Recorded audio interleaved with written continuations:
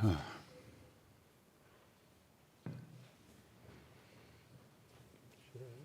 about Amitabha for a minute? Sure.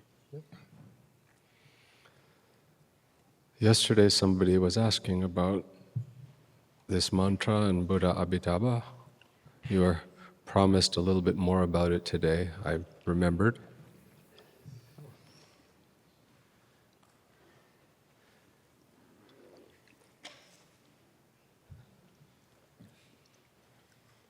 There's so many different levels to this. Let's see.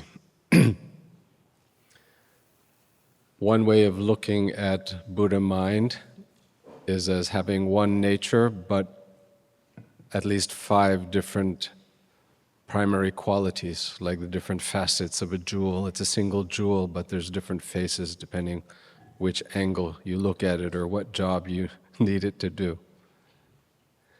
So from that point of view, we think of Buddha Amitabha as the Lord of the lotus lineage of enlightenment. You have the activity, karma lineage, the Buddha lineage, Ratna, jewel lineage, lotus lineage, and so on. Vajra lineage. So the Dharmakaya Buddha, the one from whom everything emerges in this lotus lineage, is Buddha Amitabha. In Tibetan is Nangwatai or Upame. Both of those mean boundless radiance or boundless light, always radiating. So what is Buddha Amitabha radiating?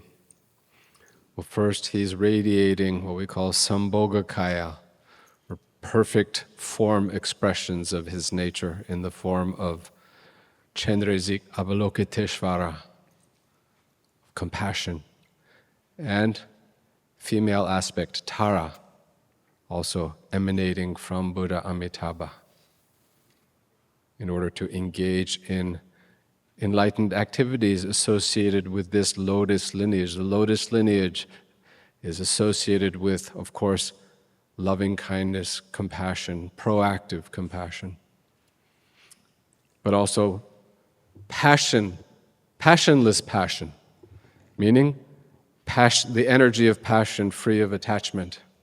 So real engagement with love, care, attention, energy. That's the energy of this Buddha lineage, right?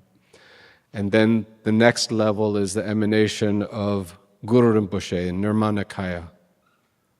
So Guru Rinpoche is also an emanation of Buddha Amitabha. Same lineage, same heritage, same style, same kind of activity. And then Guru Rinpoche, Padmasambhava, has many different names, aspects. 8 manifestations, 12 names, 20 names, 108 manifestations, and so on. But the Tibetans are so good with numbers. You see? It's ridiculous. You know? I can count. The source of all of these is Buddha Amitabha. Cut me off at any time, is no problem. One can say too much. One can say too much. No. Is it enough or more? More.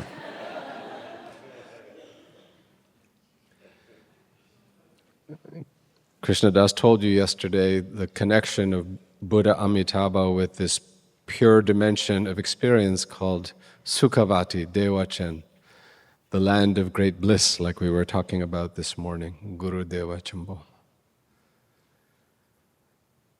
So it's said in the sutras that of all of the pure lands, which are the displays of experience of different Buddhas, right, manifesting as environments, of all of these, the most supreme of all is this perfect pure land of Amitabha Buddha called Sukhavati. And you can read about Sukhavati in endless detail in one long prayer written by a 15th century master named Karma Chagme, where he draws from the words of the Buddha himself to describe the qualities of this realm and the different aspects of Buddha Amitabha and all of the requirements for taking rebirth there, and then how you can practice once you're reborn in Sukhavati and the advantages and benefits of that and so on. So last year, for example, we did, some of us in my Sangha did a retreat called Poa retreat, and Bub was there. I don't know, is Bub here? Hey! So in that practice, we're actually training very intensively for 1 week in isolation to relate to the Buddha Amitabha and the Pure Land of Sukhavati so we can successfully take rebirth there. That's the nature of that practice. So there's a lot going on in this mantra and with the Buddha Amitabha. So you can just think of it simply as invoking the energy of love, compassion, but you can also understand that there's so many aspects and dimensions to it. Okay, I'll stop there. Put away your phone. It's all about love. And Amitabha, all the manifestations that come in from that flow are all about kindness, compassion. Chenrezig Avalokiteshvara, who Bob Thurman says is the same as Adi Shiva, the main form of Shiva, the original aspect of Shiva. It's all about love and what they call bodhicitta. You know, Maharaj used to go like this. Say sub ek, all one. He didn't say it's all one, that's something else. He said all one. So that made it easy for us because we were attracted to so many different kinds of teachings. And in those days in India, it was very extraordinary. Every time the seasons changed, the Westerners would congregate in the main cities, and we'd all hang out and tell stories about who we met, the yogis we met, where, and then they'd go off in one direction, we'd go off in another direction. It was a very extraordinary time.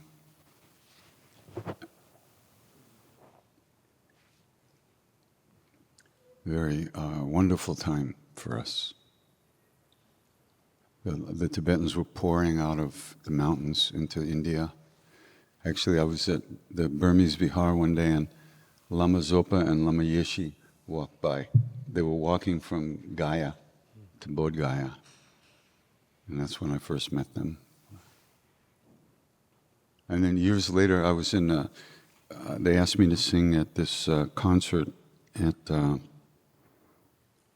the National Cathedral in D.C., honoring His Holiness, getting some award. Congress gave him some award. So I was going to sing, and Lama Zopa was there. Lama Zopa Rinpoche, a great Lama who recently left the body. He was there, and I thought, well, what am I going to sing for these people? It'd be good if they sang along. But the only thing they probably know is Hare Krishna. So I thought, all right, I'll sing that. So I started singing that. My friend Donnie was sitting next to Lama Zopa. Lama turned to him and said, "He's not a Krishna, is he?"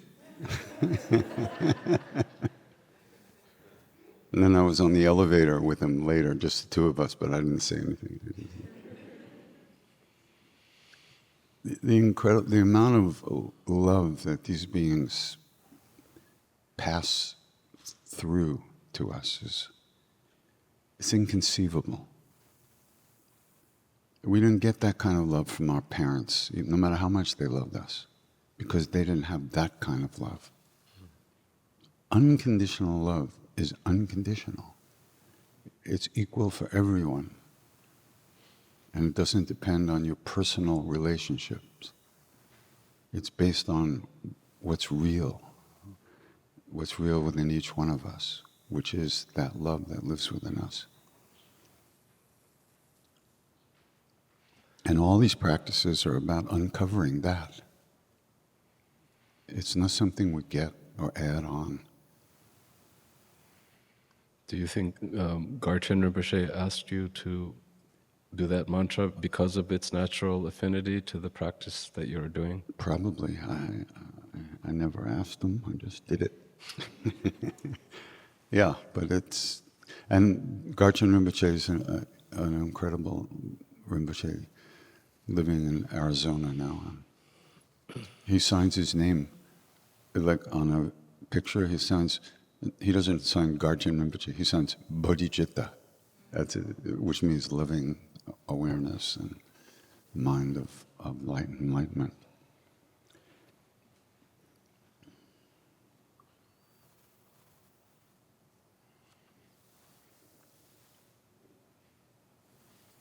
Yeah. When Chinese Buddhists greet each other, they do so with the name of the Buddha Amitabha. Yeah, you ever see those kung fu movies? They're about to kill each other. Goes, Amitabha! No!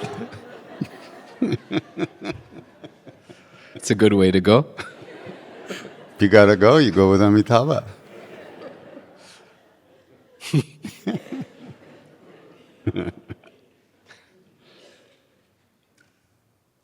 All right, so we'll do some Q&A. Anybody have anything? Okay. Where's the mic? Did Eric retire? We need somebody else with a mic?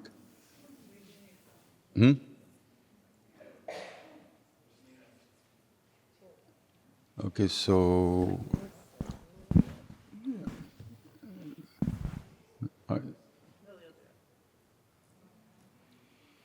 who's going to do it? Got one right here. Draw lots. Okay, anyway, go ahead in the meantime. Good afternoon, Katie. How are you doing today? Okay. Good.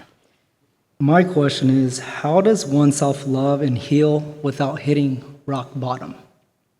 You don't heal until you hit rock bottom. That's the prerequisite.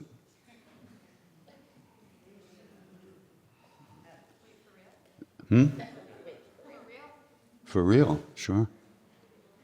I mean, we can do when I say hit rock bottom, it means finally dealing with reality. With the fact that you don't know shit, you're not capable of doing anything, and you're fucked. Once you recognize that, then you're on the way. And that will happen for all of us. The sooner the better.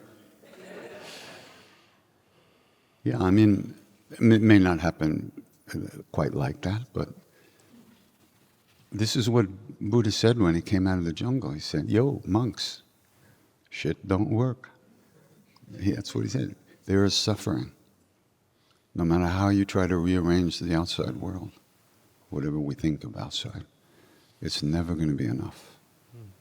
So until we really get that message, we'll always be trying to make ourselves happy with something that's not going to do it. Right? Which is the good news, isn't it?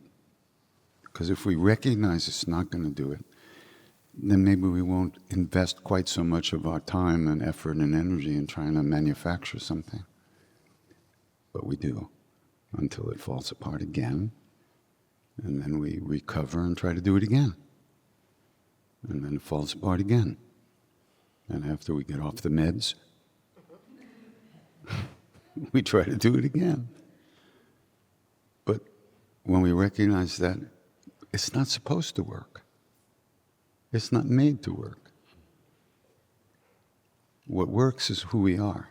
Like when I was telling my father, my Indian father, Mr. Tiwari, how much in love I was with this person. Yeah, he listened for a long time, very patiently.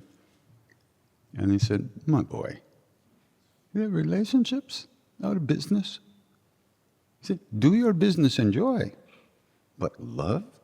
Yeah. Love is what lasts 24 hours a day, 365 days a year. But we don't get that message here, right?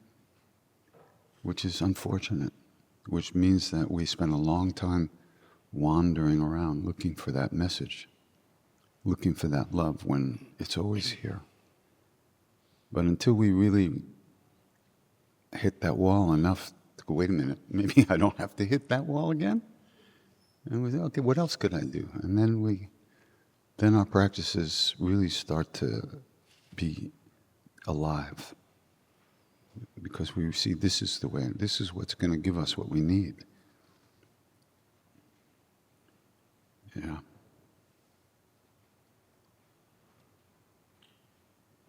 We're always trying to, like I said yesterday, when we eat a meal, we never think, okay, I never have to eat again. Right? But when we fall in love, it's forever. Every time. Right? But is it? That feeling, that something is forever is not quite the way things are. But it's that feeling. It's like eternal damnation. It's eternal when you're in it. And then it passes, you know? And it's the same with the heaven worlds. Heaven, like the Christian heaven is supposed to be eternal. Well, it's eternal when you're in it. But then the karmas that brought you there are exhausted and you fall out of it. And then it wasn't eternal. So we fall in love and we want it to last because we know what love is. We already know, which is why we're looking for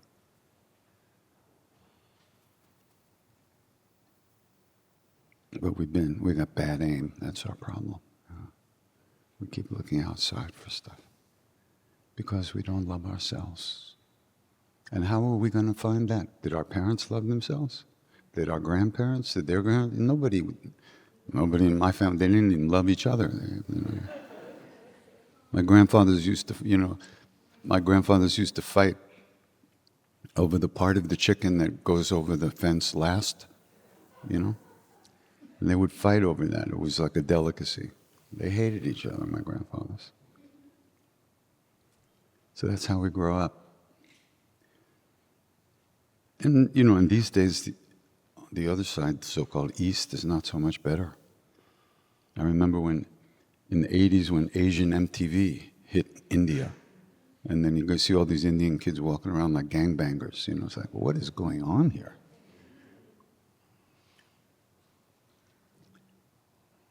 But the love is real. That's why we're looking for it. We just have to get better aim, that's all. We can. But we've been hurt a lot, all of us. Our hearts have been broken, our hearts have been betrayed. And those wounds are hard to release.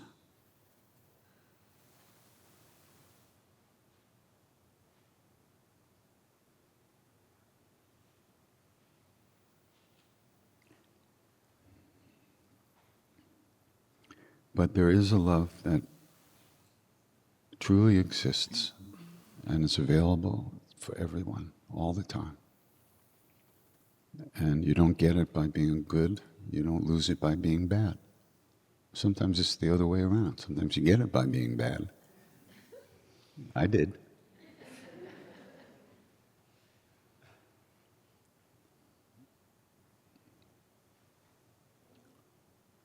So, like Robert Svoboda says, if you don't deal with reality, it deals with you. So it's better to hear the truth and try to digest it, even if it hurts, because that's what leads us to the real stuff.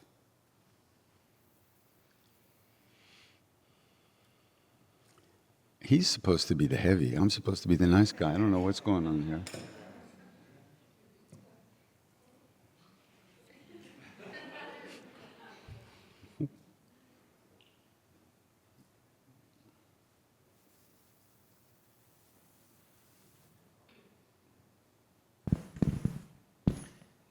Speak right. Okay. So I don't know how to frame this question completely, but I'm going to give it a shot. We mentioned attachment, and mentally I understand that word, but it's really hard to apply, especially when you have children, because that's like the core of it is attachment. How do you think about it when you're raising children? Why do you believe that the core is attachment? And maybe that's the illusion that you have to help me break. How can I help you break that? Can you feel love for your children without attachment? It's difficult.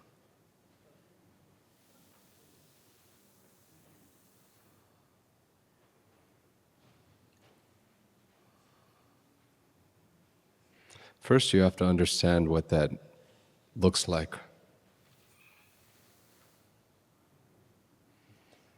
Like, how do you strip away the fear? There's love and there's fear, right? They look like the same thing because they're jumbled together so much when you're dealing with your children. But do they have the same essence or not? Can they be separated? What does that look like? If I tell you, it's not going to help. But if you look at your own experience and just completely give your heart over to your child, and in that moment, there's no attachment, there's no fear. But then some thought comes into your mind, oh my God, what if something bad happens to my child? You know? If they're suffering, you're afraid that their suffering will be unbearable for them. You can't bear to watch it, and then you feel fear. That's one thing after another, but they're not all the same thing.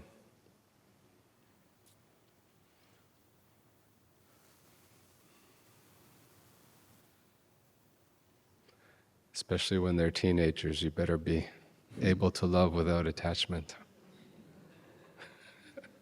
My daughter turned 15 a few weeks ago. I'm lucky, she's not difficult, but she's in music school in England, and if I were very attached to having her around me all the time, I'd be in a lot of pain. Right? But I can really rejoice in her journey, knowing how much love she was launched with into the world, and how stable and well-rounded her personality is, how resourceful and resilient she is to deal with all of the trials and new experiences of that age. So I can relax. And when my help is needed, it's there.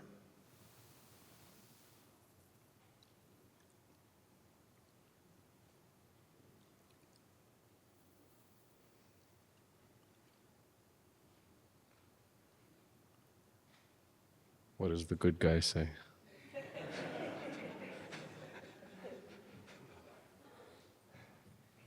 You know, being around Maharaji was quite interesting, because we were led into the room where love lives, and we didn't have to do anything. We didn't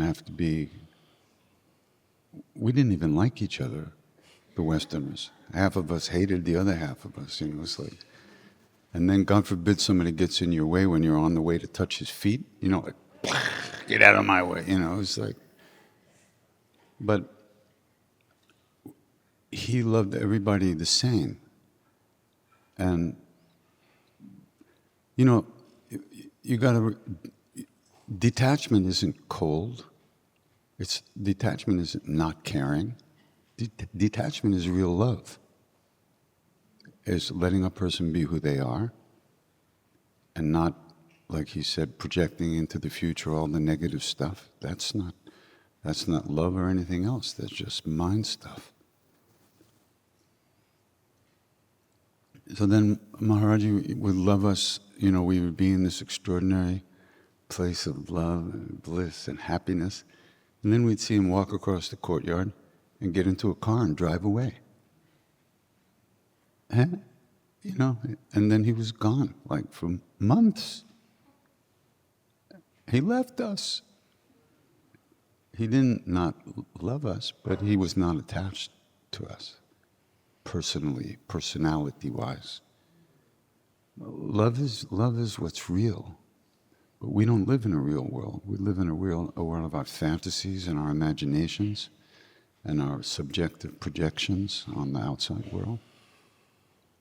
If we lived in the world of reality, then everybody's in the love. And equally, which is hard for us to even imagine. But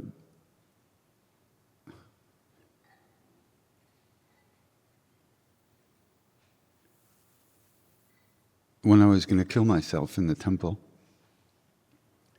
he called for me just as I was going into this black hole, right? So I went to the front of the temple and I kind of fell into his lap and I was crying. And I said, What am I going to do? All I do is I think about myself all the time. He goes, attachment. So, attachment. He said, you'll be happy when you're married. Which was something I was not going to do, because what would happen is two people would kind of get together in Maharaj would look at them and say, oh, they're friends. Isn't that nice? They're friends. Very good. They're friends. They're friends. That's good. A couple of days later, oh, they're good friends. A couple of days later, boom, you're married. Go to America. No, not me. I am not going back to America. He said, you'll be happy when you marry. I said, Maharaji, I want to marry you. He laughed. He said, hi. He laughed. He said, if you marry me, all you'll get is love. You won't get laid. He knew what I wanted. Yeah, So even when he was sending us away or pulling us closer or allowing us just to be, we were always surrounded inside this love. But it wasn't easy. It's not easy. Because we don't love ourselves. So we'd be led in the room with us, and we were like, and then our minds would like pull us out. And then we'd be sitting there like, and then get hit with a banana in the heart, and you look up and you're going, ah. And then you're back. So.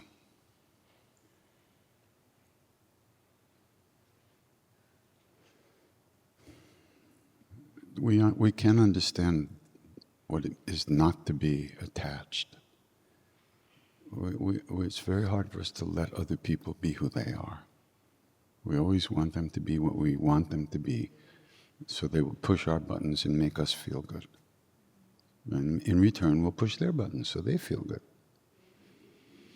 But then the buttons stop working, after like a couple of weeks or a year or whatever. And then you're left with like, what have I done?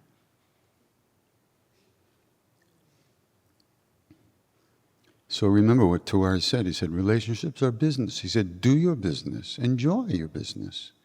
But it has nothing to do with love. Love you don't get.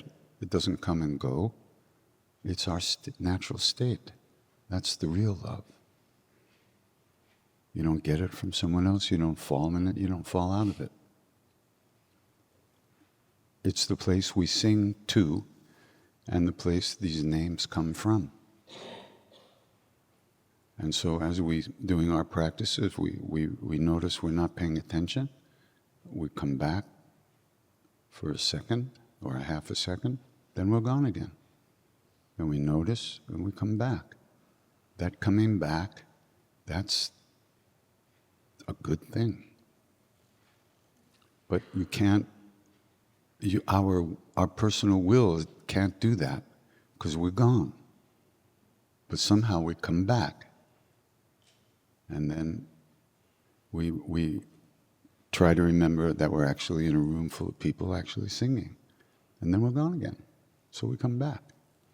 That place of coming back, that's waking up for a second. And the more we cultivate that, the more that reverberates through our day and through our lives. And we get more comfortable and at ease just being who we are and not needing the outside world to agree with us about everything and push all our buttons and make us feel good. The coming back is the miracle. Yeah. How does that happen? Where does that come from? As you say, it's not an act of will. Yeah. You can practice it, but in that moment, where does it come from? It's easy to forget. It's easy to wander, be distracted. We do that endlessly. But the miracle of coming back into awareness of just being present is coming from something deeper, something much truer. And it's not in our control. But we can familiarize with it, we can yearn for it, and somehow that makes it easier. You know, it's a conversation with our true nature. You know, sometimes you're in a conversation and you're paying attention, and sometimes you're just having your own thoughts while someone is talking to you, right? When your own nature say, "Hey, listen up," like, "Oh, yeah, right. Thank you." Right?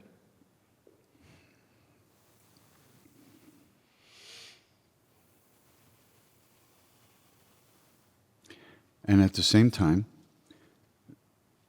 we need to activate our will and keep turning towards that place. Even though we can't make it happen, we can cultivate and continually activate our will to remember to look, to remember to do the practices that we need to do, that which bring us to that place again and again. Right. So it's, on one hand, it's beyond our control, but on the other hand, we have to make ourselves available to it.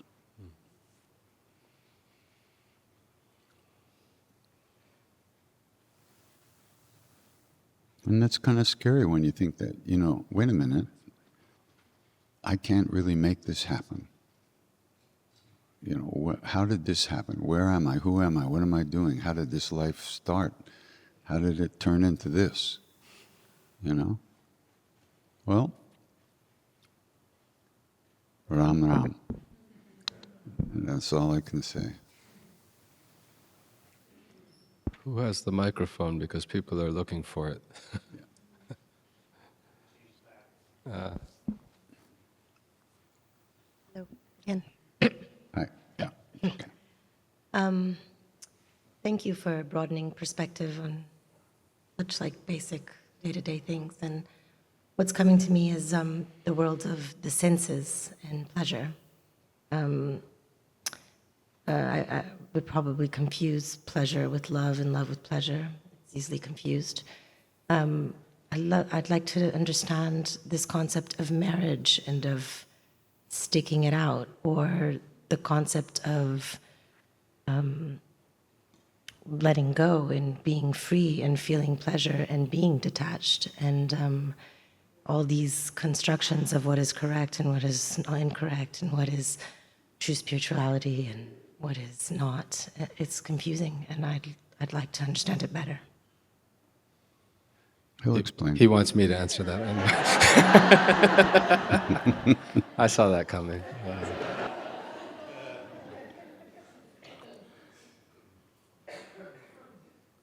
There's a good basic rule of thumb that covers almost everything in the Buddhist view and practice.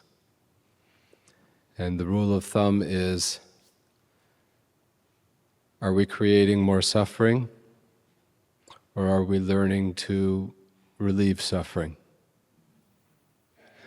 If you take that rule of thumb, or rule of heart, to heart, and you apply it in your relationship, which is always going to be an individual journey, history, set of entanglements, expectations, experiences, but you apply that to all of the challenges and all the joys of it, and you constantly make the decision again and again and again of, can I commit to learning something further by working with this person, even though it feels very uncomfortable, painful, difficult? Or can I continue to love this person even though it's such a strong, passionate attachment that it's pulling me away from other things that are, either way, right? You reevaluate, and not just personally, but interactively and honestly. Then you make that decision over and over and over again. But that's to say that no one could give you the answer.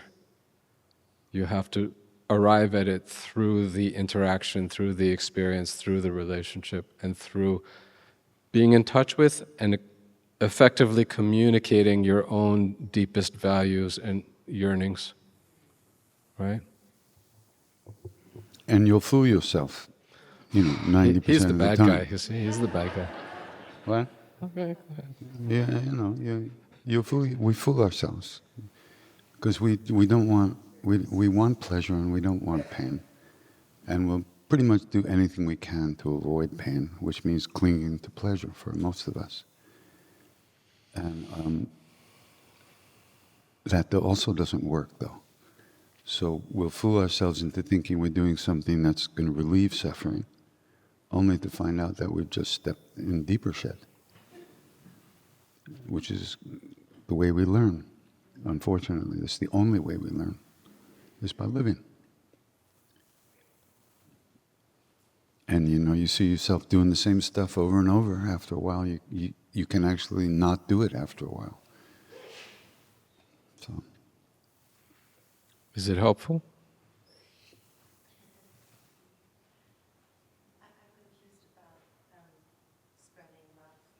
Sticking to the focus you're confused about? of just living freely or keeping focused. But what do you mean by freely? Well, exchanging with other souls, Exchanging what? sexually, intimately,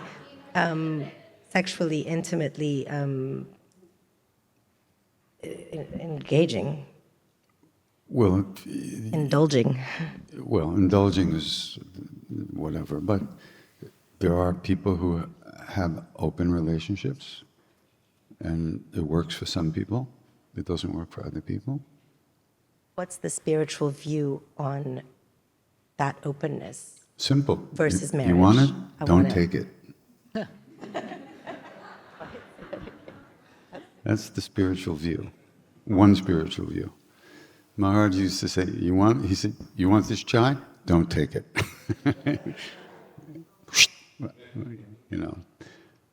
Try not taking it and see what happens to you.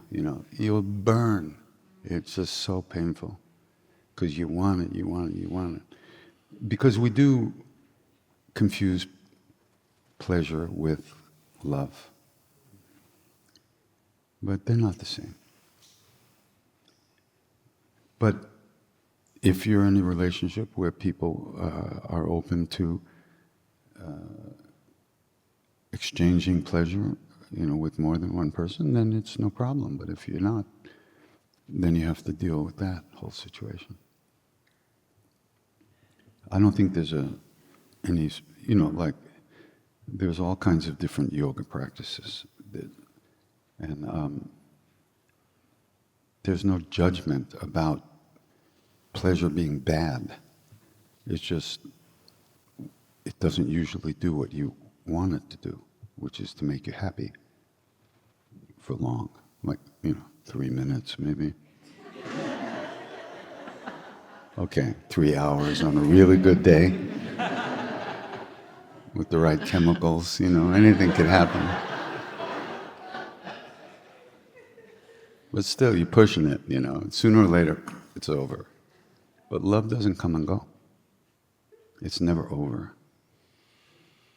And neither is our own true nature ever over. There's never a second when we're not here. Because here is where we need to be and where we want to be. But we get detoured through all these other things. So, as far as the spiritual view of exchanging more than pleasure with more than one person, that's what she's asking? I just go back to the same rule, which is be honest about whether you're creating more suffering or not. And when you, as you say, if you're fooling yourself, be open to realizing that you're fooling yourself. But, suffering has a way of announcing itself pretty prominently, so you can't hide from it forever. But try.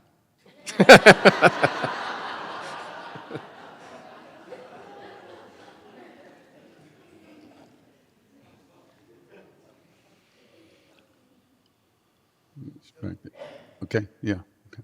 Well, I think my question was answered with what she was asking, but you gave me this advice at Menla, really good one, that the man that I was looking for, it doesn't exist. So that maybe I should keep polishing the diamond I have. So that's what I've been doing.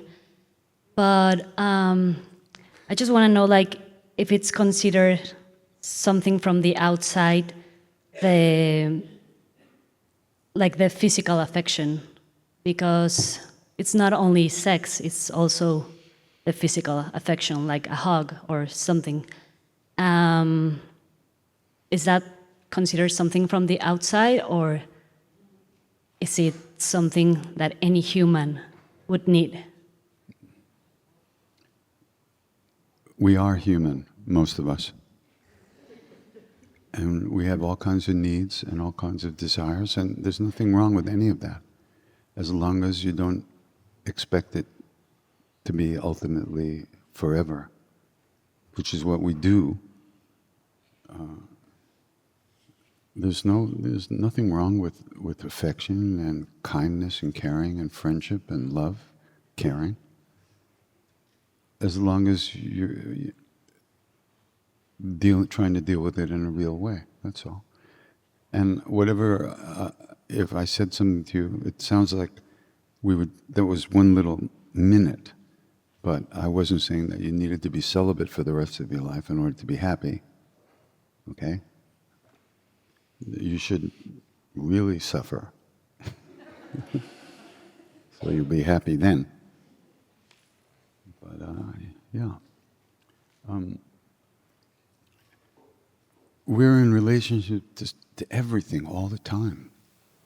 With our daily lives, we're in constant relationship with so many different things.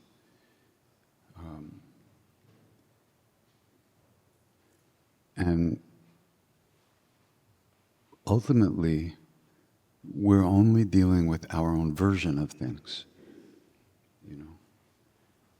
And most of the day, it doesn't really matter that much, but when you're talking about interpersonal relationships, then it gets a little difficult, because we have our version of who that person is, which is not who that person is. And then you get to know that person, and the projections start to slide down the wall, you know.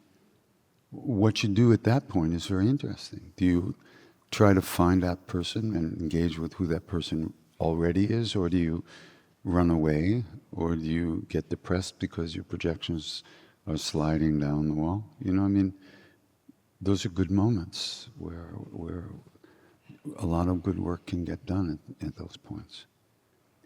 And as far as being honest with ourselves, forget it. We're not going to be honest with ourselves. It's bullshit. Nobody wants to be honest with themselves.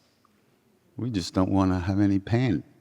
And we'll fool ourselves every time.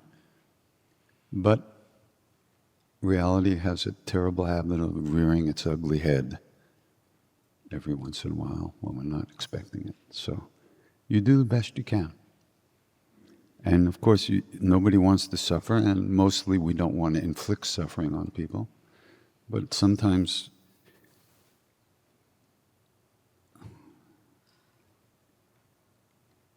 you recognize that you just can't give this person what they want, you know?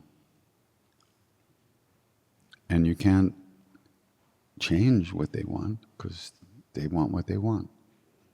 Then you have to figure out what's the best way to go forward, you know. And as far as relationships go, there's a very a secret that nobody knows. I'm going to tell you what it is. Don't get too excited. It's called communication. Talking to each other. That's really scary shit. But that's what you have to do. And it's what we don't want to do. We don't want to open ourselves to that kind of vulnerability and stuff like that. But if we're dedicated to creating as little suffering as possible, then we need to talk. If talking is a possibility, sometimes it's just not possible.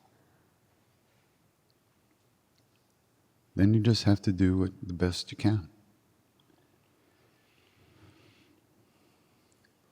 Microphone. Would you speak to generating or cultivating courage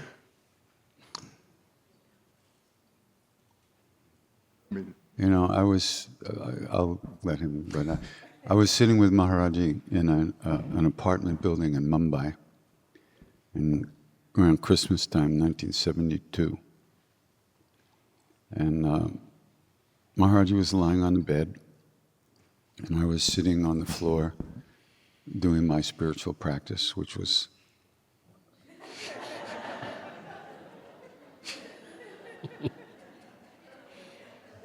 and he was, you know, he would sit up, he would lie down, he would turn this way.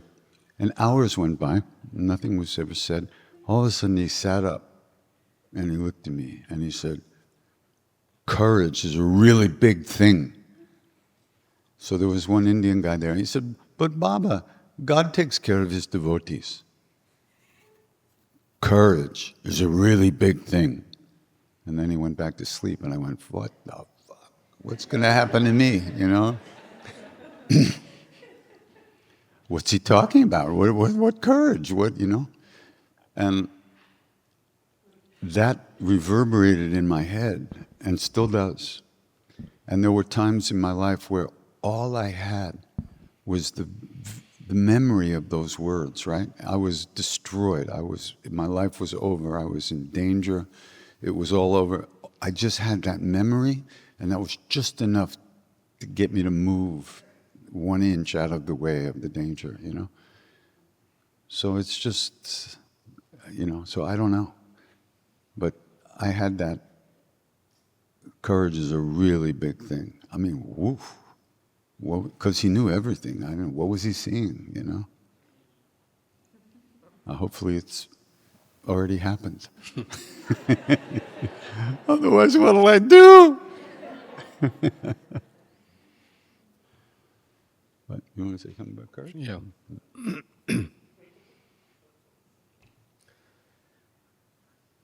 The first thing we need to do is acknowledge how thoroughly we are controlled by an endless cycle of hopes and fears. Just see that that's true. I want this to happen, I'm afraid it won't happen, I'm afraid that will happen, I hope it doesn't happen, on and on and on and on and on, all the time. And then learn to see those without doubling them by reacting to them with more hope and fear. The moment you do that is courage. I have hope, I have fear. I don't have to hope for my hope and fear my fear. Do you understand?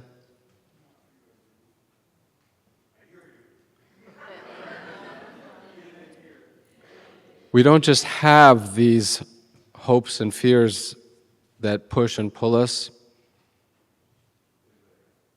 but we react without paying attention to them.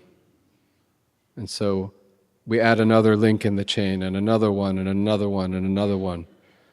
So courage is the moment you stand your ground of awareness in the face of the presence of hope and fear, recognizing them just for what they are and not moving.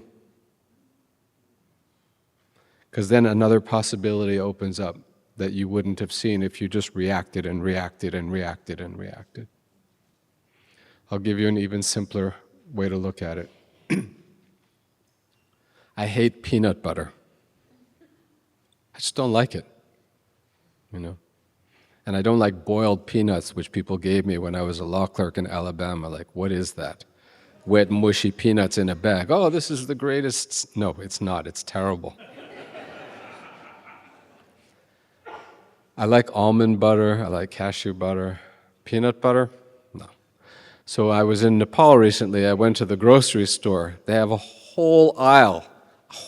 Literally a whole aisle, 40 kinds of peanut butter. Everybody's making peanut butter. You can't buy almond butter, cashew butter, anything else to save your life. It's not going to happen. No one's bringing it into the country. It's not grown there. Forget it. So all I had to do was decide that I don't care that I don't like peanut butter. And then I was free. Then I could eat peanut butter. And I didn't care if I liked it or not. I still didn't like it, but I didn't care. Same thing with fear. What's going to happen? Thinking about what might happen, what might not happen, and then just you keep rolling along with that until you stop. And you stop by seeing it for what it is and breaking the chain of reaction. That's courage. Yes, you got it? Because then something new happens. Something new happens.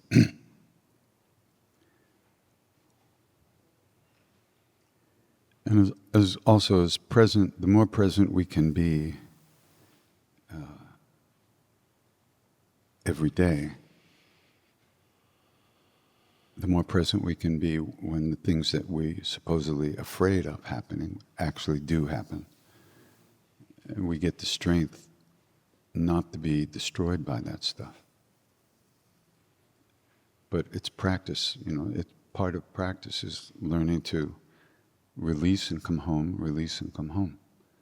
And then a big fear actually manifests. You can still release and come home.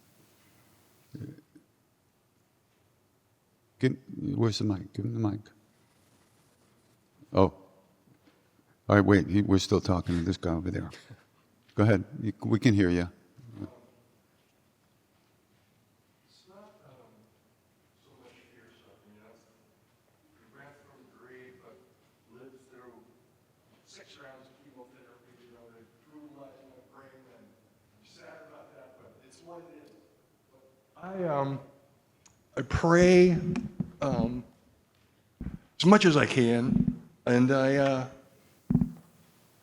don't find the courage to step forward in what I assume is a meaningful way. And then again, it's just mind shit, right? Everybody has a story. I listen to my story. I'm so grateful to be alive, but what do I do now? What do I do? And maybe that's the existential problem, It's like, but I've... And you think there's no fear involved there? There's plenty of fear, but I didn't want to come back. You know what I mean? I was up here and I came back. I don't blame you. To the room after being on an operating table for 10 hours, and it's like still didn't want to be there. And I've really worked. That was 8 years ago. I offered up. Thank you for bringing me here, and had all kinds of wonderful things. But I'm driving down the road and I start crying because I see a bird in the tree, and that's good. I'm sensitive. I got a big heart, but I don't have a lot of self-belief. I can't focus it someplace. Why are you calling that courage, though? What's the courage that's lacking? I've been blessed in this life. Had a lot of opportunity in education. I have money in the bank. Not a lot of self-worth. Why am I here? And what can I do with it to be of value to others?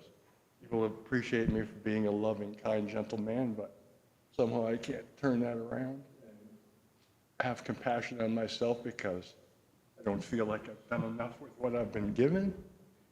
And I know it just spins, right? Offered up. But I have no courage to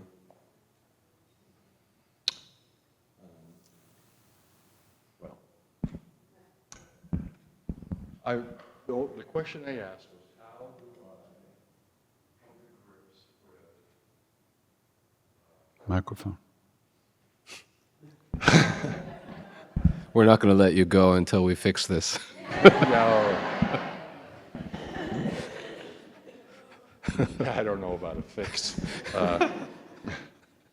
The Lord preserved me from that,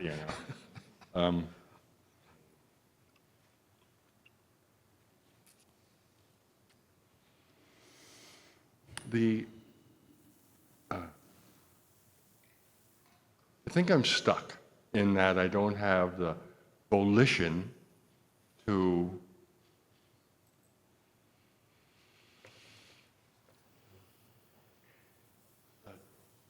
approach Godhead in a meaningful way, where I can be okay with that. And I know it's in here, like I wear this bracelet. Oh, my jewel in the lotus is all in here. And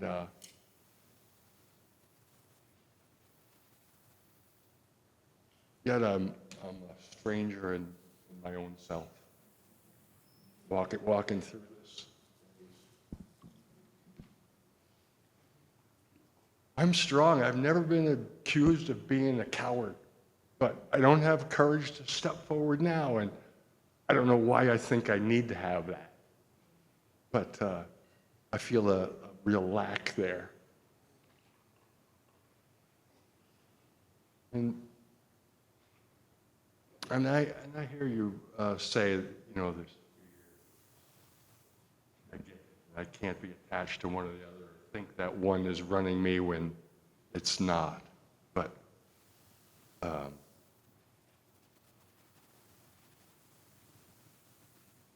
I seem to appreciate that it is. I've been so blessed, and yet I am unworthy. What is that about? I'm 70 years old, you know.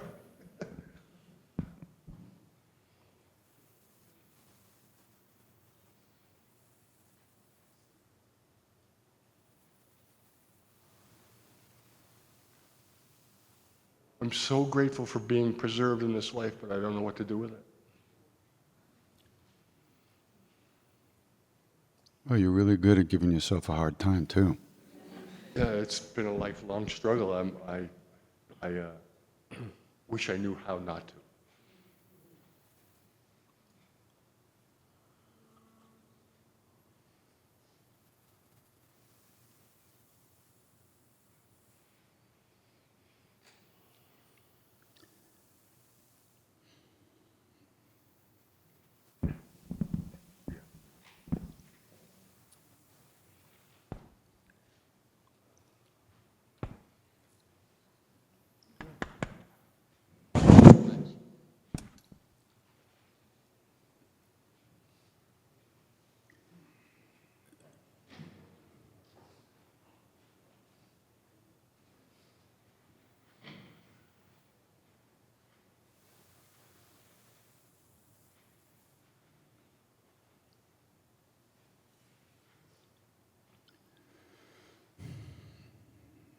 Hi.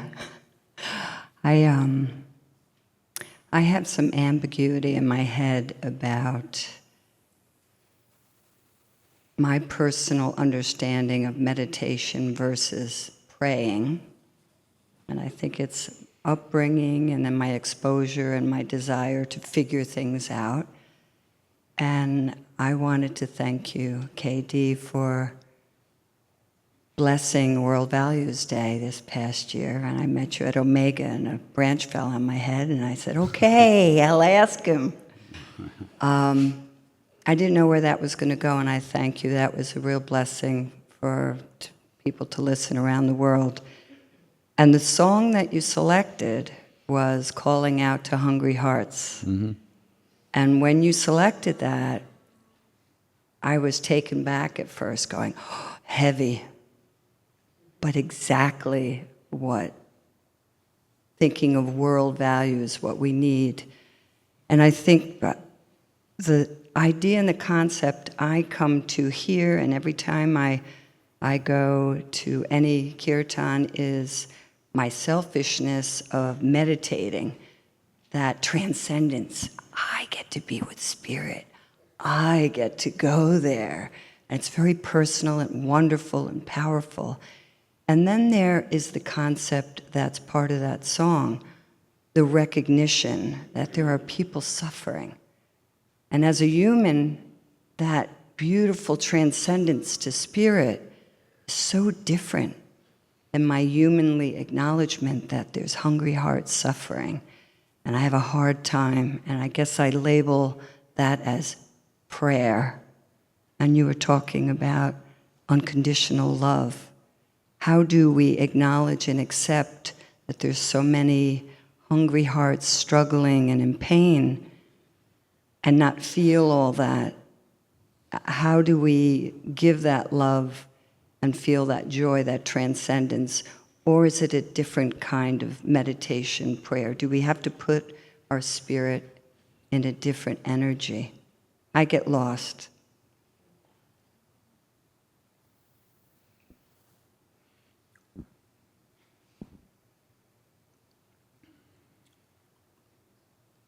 When I was going to kill myself, Maharaj said, don't think about yourself. So I've been thinking about that for 50 years.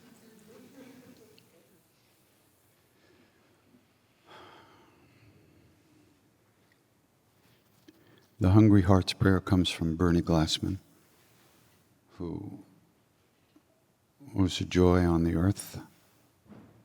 He was everybody's friend. He would go into the streets and take people on homeless retreats. No credit cards, no money. You wanted to read the paper, you take it out of the trash. Sleeping in the park, hanging out with anyone who was there, everybody's friend.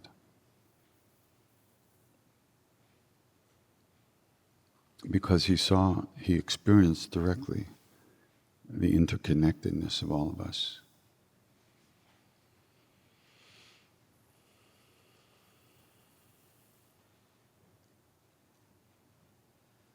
And one of the ways of overcoming our fascination with ourself is to think about other people.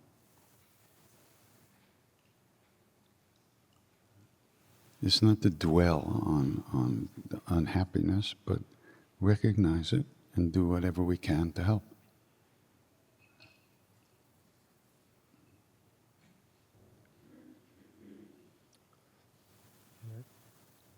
Can I say something? Hmm?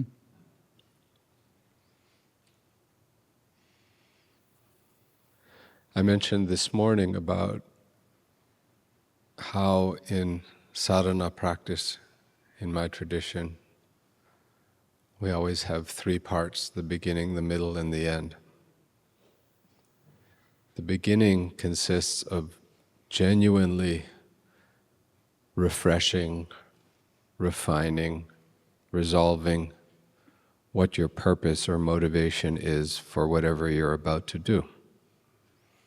And it's always refuge in the Guru and the Three Jewels, and bodhicitta, loving kindness, compassion, joy, wishing joy for all beings. That has to be the starting point. If that's the framework for your meditation practice, which is the main part that comes next, then everything you do in your meditation is infused with that purpose and that motivation. And it's not about yourself. It's not about escaping to some happy place in your mind or in a higher realm. So there's no conflict there whatsoever between prayer and aspiration on the one hand and so-called meditation on the other hand. Right? It's the same package. And then, because maybe you've been meditating in a formless way without thinking about something, at the end, when you close the session, you return to that relative mind of bodhicitta again. So you start with relative bodhicitta, may all beings have happiness and the causes of happiness be free from suffering and the causes of suffering.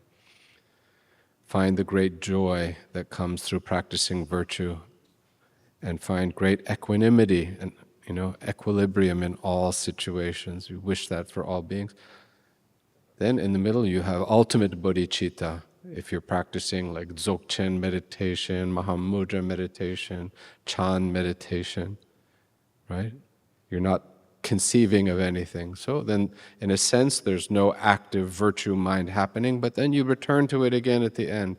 I dedicate all the merit of whatever I've just done to develop the qualities of my own mind, that I be a better servant to all beings through this practice and bring light and happiness to them, right? I dedicate it to the enlightenment of all beings. And if you really do that, I mean, you really do that, then each one is synergistically, right, reinforcing the other, and you're moving forward on your path. Well, question is, are you really doing it? Especially if you're practicing in a different language than is your mother language. Then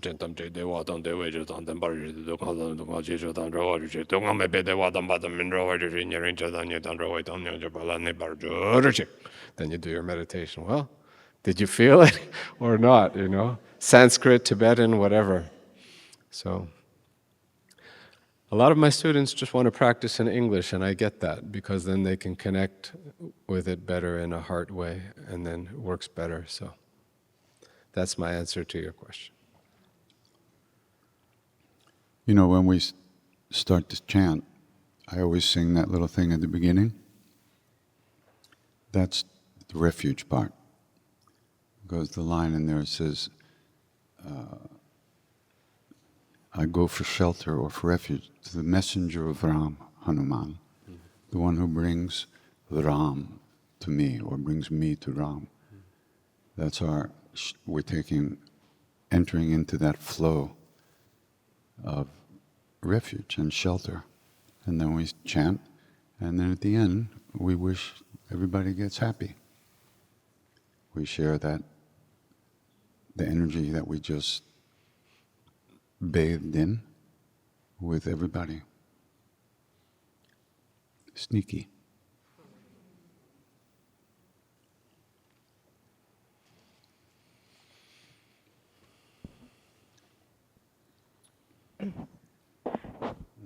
I was wondering what you think, if you could talk about forgiveness, because I find that I find myself sometimes being angry or upset with myself for something I did even years ago, or angry or upset with somebody else. And I know that forgiveness is very important, and I would like to hear what each of you have to say about, not only forgiveness of other people, but forgiveness of ourselves.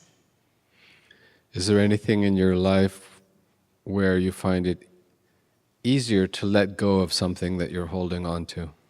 Or is there some area in your life where when you're holding on to something, you see it and you're just able to let go? Yeah, sometimes. In which area are you better at doing that? Well, sometimes. Anyway, whatever it is, apply that to wherever you're not able to do it. Whatever that skill is, see where it's working and why it's working, and then use that same skill to let go where you are getting stuck, where you're calling it, unable to forgive. But that's the same thing, right? Just being stuck, not letting go. There are all kinds of letting go. So if you're good at letting go in one way, you should be able to transpose that skill into some other area where it's harder. That's my answer.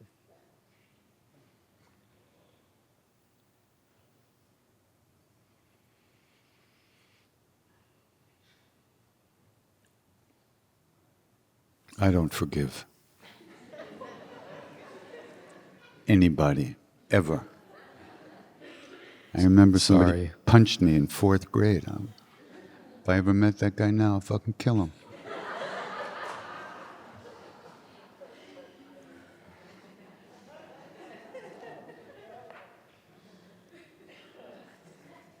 You do the best you can, and that's the best I can do.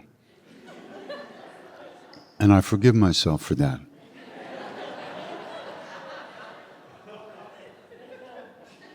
Let's take a vote at this point. We're about half done.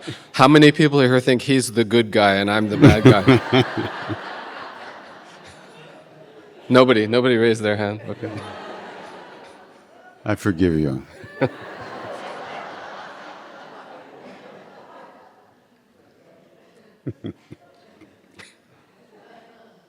This lady in the corner has been waiting for like an hour. You can get her the microphone. She's very patient. Namaste, Krishna Das ji. I have a question about the name given to you by Maharaji, Krishna Das. Oh, that So- my name? Yeah, okay. So I understand the literal meaning of the name being servant of Krishna. What I wanted to know was there anything else that he explained when he gave you the name? Like why he gave you the name? Or did you think about it later? For example, like why you were not given the name Ramdas and Ramdas given the name Krishna Das? Ramdas was already given, so. Like just trying to understand why No, the name fit for you. my first name was Driver. When he took Ramdas's keys away and gave them to me, from then on he called me Driver. And I was about a year, I think. Driver, hello, driver's here, driver's here. So then I wrote in my diary that night, I said, well, I guess it'll always be Driver. The very next day I go to the temple and I get called in Maharaji's room. He looks at me and says, Arjun, nay, Krishna, nay, Krishna Das. I said, Krishna Das? I'm a Hanuman guy. What's this Krishna stuff? He just laughed. Ah. He said, oh, it's okay. Hanuman served Krishna too. Get out. Okay. And it's a funny story. In the Mahabharata, you know, Krishna's Arjun's charioteer. And at the end of the war, every day at the end of the day, you know, in those days they only fought during the day, not at night. So at the end of the day, every day, Krishna would get down and help Arjun off the chariot. So after the war was over, Krishna says to Arjun, he said, you know, every day I've been helping you down off the chariot. Today is different. You get off the chariot now and run as fast as you can away from it, as fast as you can. So Arjun does. Krishna steps off the chariot. There was a flag on the chariot. It was a white flag with a red monkey on the flag. The minute Krishna stepped off the chariot, the monkey flew out of the flag, and the chariot exploded in 1,000,000 pieces. And Krishna says to Arjun, didn't you ever wonder why during the whole war your chariot was never destroyed while everybody else had to get new ones like every other day? Because they fought with like atomic missiles in those days. With the power of the mind, they would put a mantra on an arrow or a missile, and it would explode. I mean, they had all these astras, which are these weapons, which could destroy the whole world. And the Brahmastra was something that you could never use because it would destroy the whole universe. And you were not allowed to use it unless you also had the power to take it back, which was 20,000 million times harder than putting it out in the first place. But anyhow, so Hanuman, Arjun told Krishna that Hanuman was absorbing all these missiles all through the whole war, which is the way he served Krishna. But I still didn't like the name. But what was I going to do? You know? Appeal. Excuse me, can I have another name, please?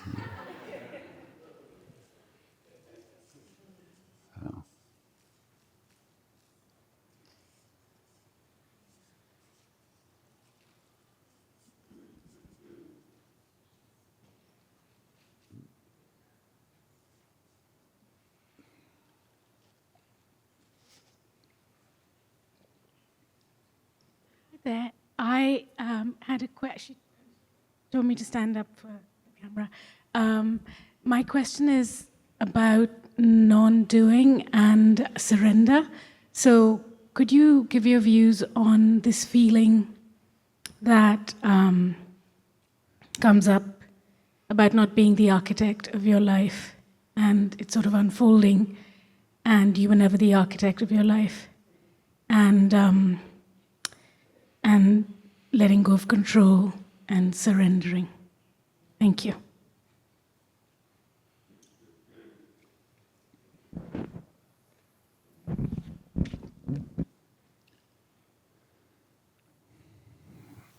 Well, if you feel you have choices to make choices.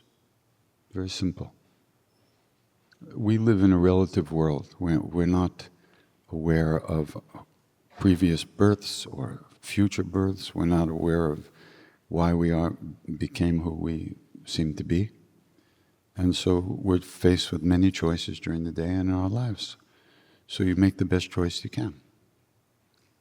And when we're talking about surrender, we're not talking about daily life. We're talking about a deep acceptance of the fact that we don't know shit, and we never will, and we just do the best we can. Because, like Ramana Maharshi says, if you ask God to do what you want him to do, or her to do, that's not surrender. And the greatest example of surrender that I ever was around was Ram Dass. He spent over 20 years in a wheelchair. He couldn't do anything for himself. He depended on other people to help him. This was a guy who flew planes, played golf, went around the world, gave lectures, and now he can't even speak and can't even brush his own teeth, you know. Maybe he could brush his own teeth, but he couldn't put the toothpaste on the brush. So he needed to be served. And that's very hard. But he fully surrendered over the years. He really, truly, you know, that kind of situation could destroy somebody. And it has destroyed many people. They get depressed, they get angry, victimized, and this and that. But he didn't. And he was in pain constantly from neuropathy, from diabetes. You know, terrible. He never complained. Never complained. And he accepted it for what it was, and he lived with it, and managed to overcome most of the negative aspects of a very, very painful, difficult situation. And you know, Siddhima had told him that if he learned this particular prayer, the Bajrang Ban, he could walk again. But he didn't even really try.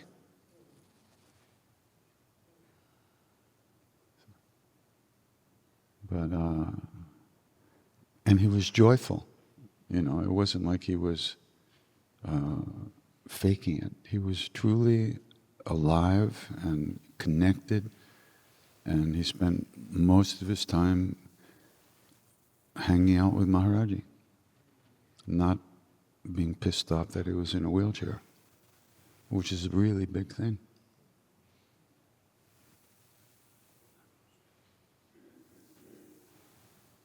He could get a little cranky, but not too much. Just enough. And he used to say to me how the stroke had saved his life. He surrendered to that karma. You know, like I told you yesterday, at first he thought that Maharaji had given him the stroke.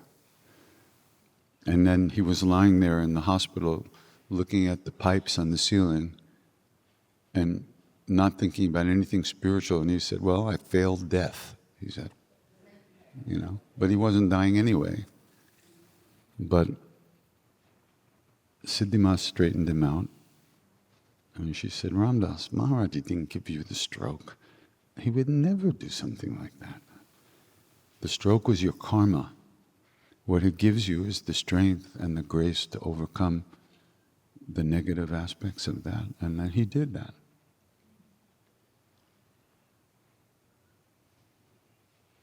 So surrender doesn't mean letting yourself get beat up by life. It's the exact opposite.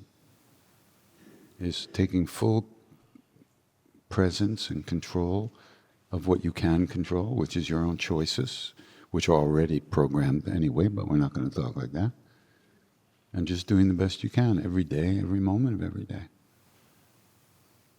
And ultimately, trying to avoid creating suffering for yourself and other people, which is difficult.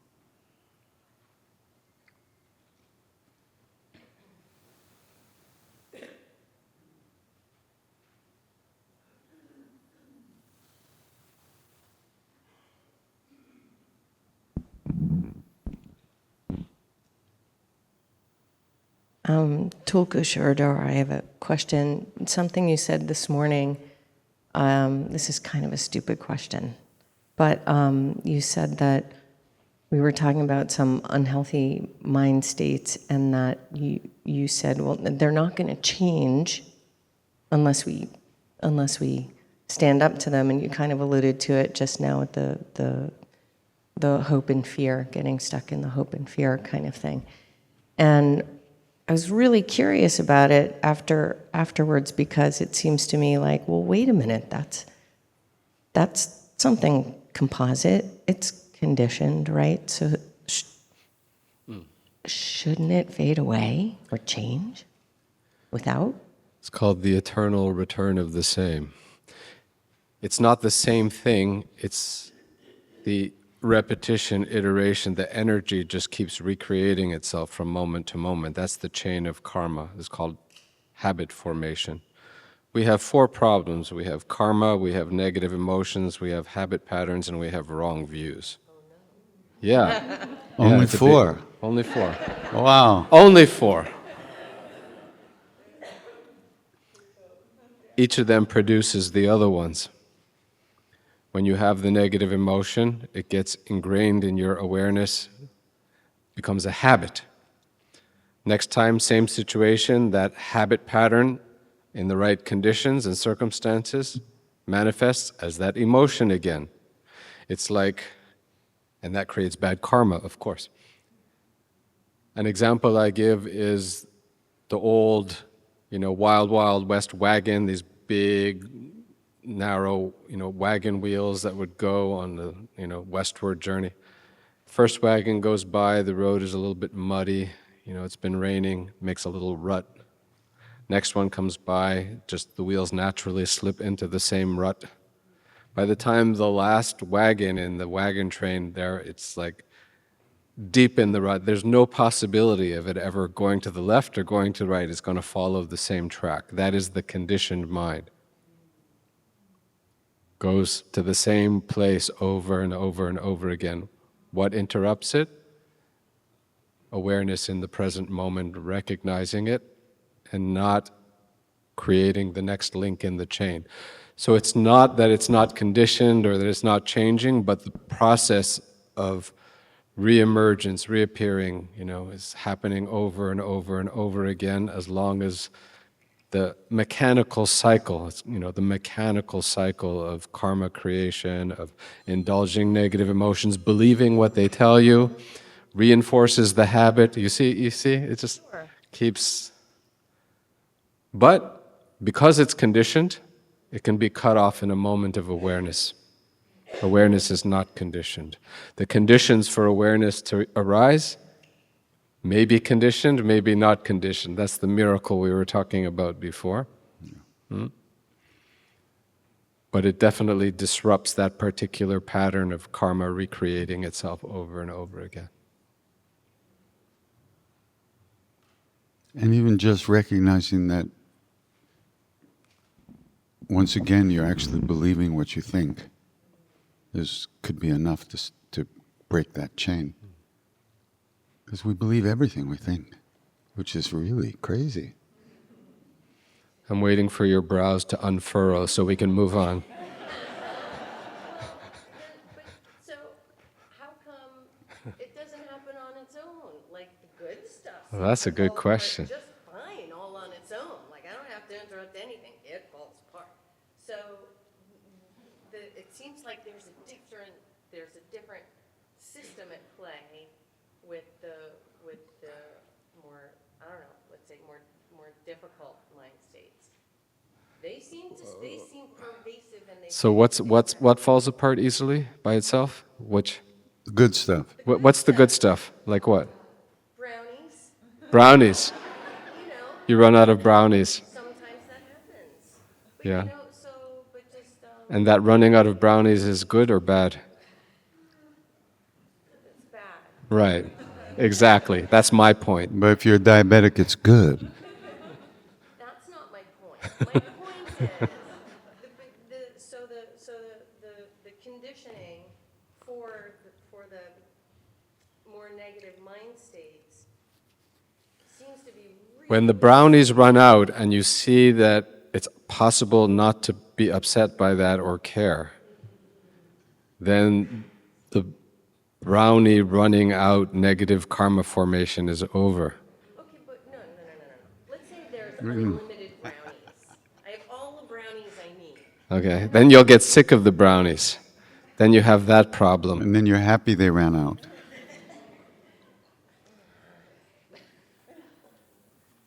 We're double teaming you now. Right?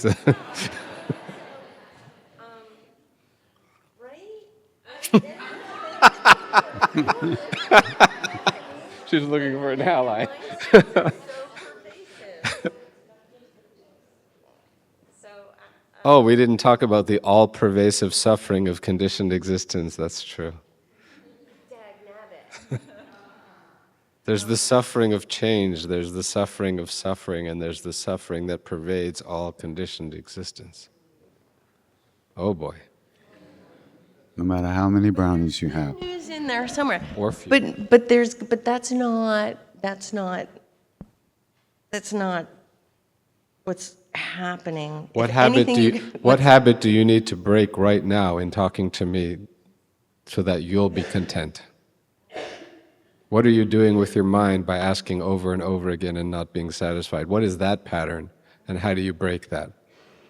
What do you need to let go of in this moment to be satisfied with where we are in this conversation?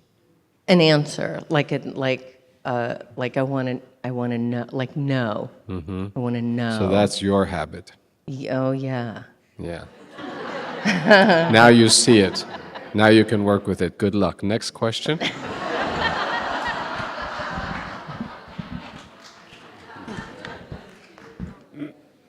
I'm Vajra family. I know when to cut. So I want to know your view on how you found the path. Did you find this path as a believer or as a skeptic? Did I find what? Your path My or path, your journey as a believer or as a skeptic? Because we have this conversation a lot. I think I'm a little bit more towards a believer. He's more of a skeptic. So we always have that. I don't know. It's the two school of thoughts. I don't like believers very much. I don't believe anything I haven't experienced myself. Yeah. But I do believe what I have experienced. What led you to the starting of this path? Depression. Okay. Depression and anger and frustration and neurosis and not being able to squeeze any happiness out of anything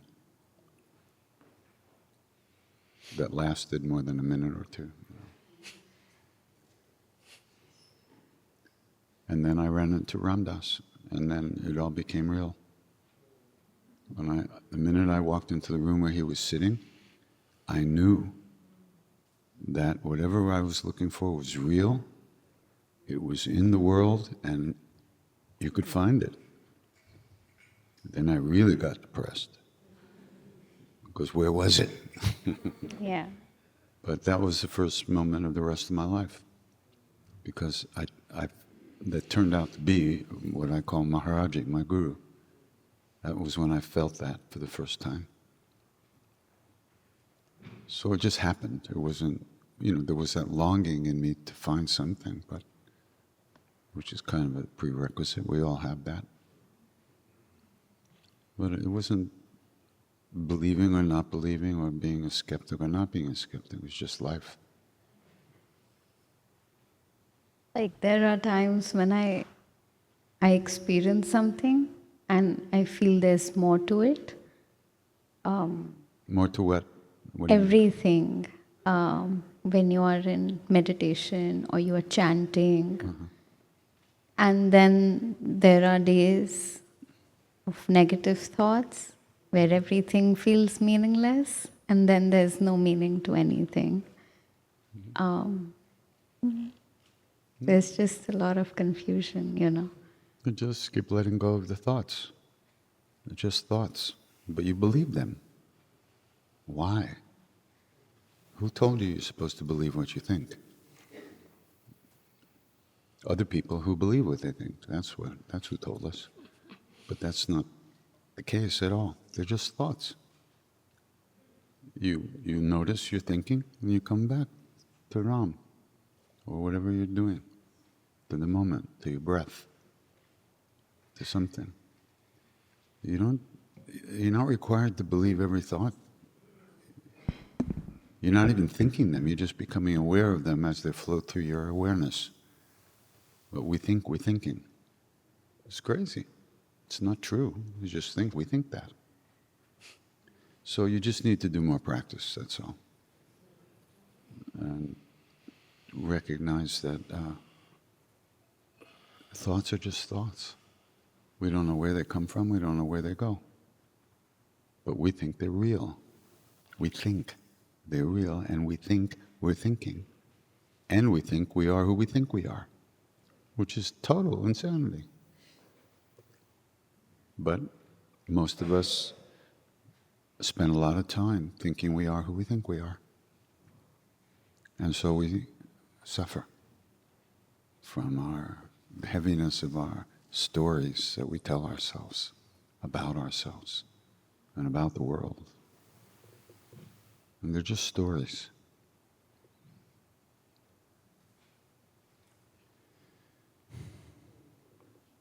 But we identify with them, we're stuck to them like super glue. And that's why practice is so important. By practice, I mean just whatever you take it to mean.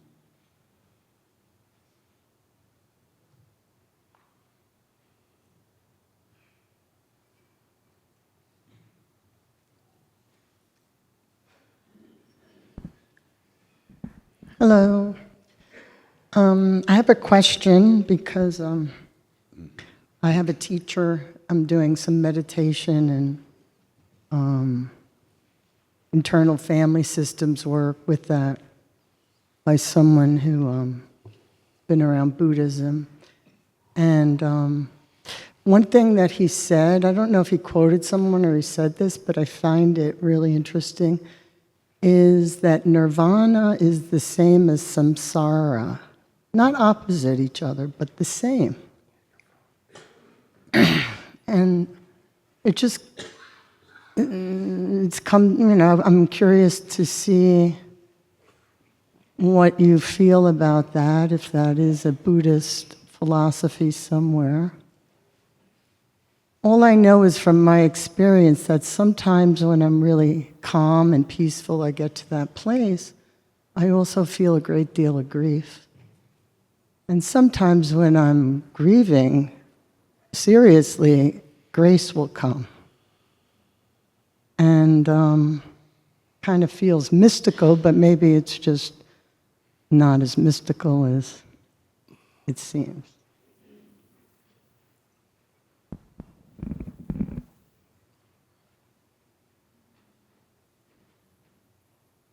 Was there a question? Yes, there was. I didn't get it. Start off with the nirvana and samsara being the same, or not?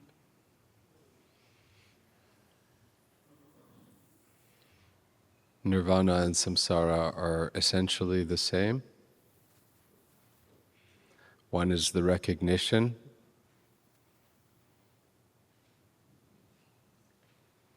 of how it is that things just appear without anyone making it so. And the other one is all the delusions and confusion we have around dealing with these naturally, miraculously manifesting appearances that are just the energy of awareness creation happening all the time. Totally one clear. nature, one is awake, one is confused. One nature. Not essentially two things. If you're not confused, there's no more samsara. Even nirvana disappears because it depends upon the duality of samsara nirvana, right? So it's called non-abiding nirvana. That's what it's actually called when the whole dualistic framework collapses because there's no more confusion, delusion in your mind. No false projection, no false clinging to things as real, just seeing thought energy as natural play also of mind's energy. All of that is just perfectly okay the way it is. No samsara, no nirvana. As long as we're stuck in samsara, nirvana is the place we want to go. Like that, like I was saying this morning.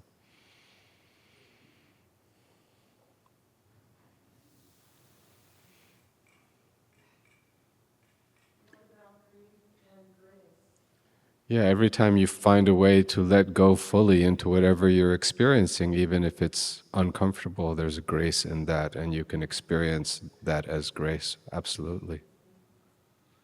It's the resisting and the hiding from and trying to escape from is the situation of, the hell realm of no grace. It said Vajra hell is believing in your own thoughts. I really wondered from the last question and answer also, you've mentioned many times, over and over, necessarily so, that we have to stop believing that our own thoughts are painting the accurate picture of reality. We have to stop being deluded about what thoughts are. And I wonder, as I look out at all of you, 150, 200 people, are you hearing that? Do you have an experience of that? Do you believe it? Do you kind of wish it so, but you're not sure, Because this is the crux of the whole biscuit right there. The crux of the whole brownie. I'm sorry. Different pastry culture here. Do you hear it? Because if you've got that, you're good. You're good to go. You're on your. You don't even need anyone sitting up here telling you this over and over again. If you don't get that point, make it your purpose. There was once a retreat I was at with Chokyam Rinpoche, and this girl who had just graduated from Brown University, was brand new to Dharma. She was listening to the teaching, and then she raised her hand to ask a question, and she said, I've been listening to you, and I think what you're trying to say is that all thoughts are liars. And he said, exactly. You got the point. All thoughts are lying to you about what they are. The very arising of a thought with the thought, I'm having this thought, is already a lie. It's a delusion. But you have to burst that from the inside, Yeah, Nobody can reach out with a needle and poke the bubble for you. And it is as fragile as a bubble. It really is. And you can't do it just once. That's the thing, too. You have to, what's called caljong, increase your proficiency of bursting your own bubble of dualistic thought over and over and over again until the habit itself dissolves. As we were saying before, habit, karma, negative emotions, wrong views, they all reinforce each other. So you pull the thread loose anywhere in that chain and the whole thing is going to start unraveling. And that's what your meditation practice, your chanting, your devotional practice, all of these things are designed to do that. And if you don't get that point, you need to get that point. Now I feel I've been useful today by saying that. No, seriously, I'm not joking. I'm not joking.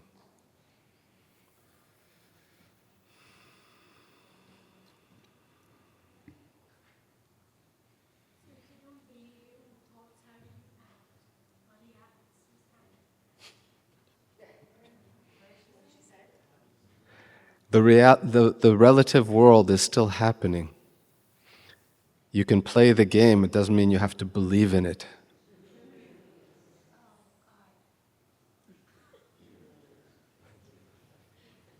You have no choice, you're here. You have a body, you have a mind, you have speech.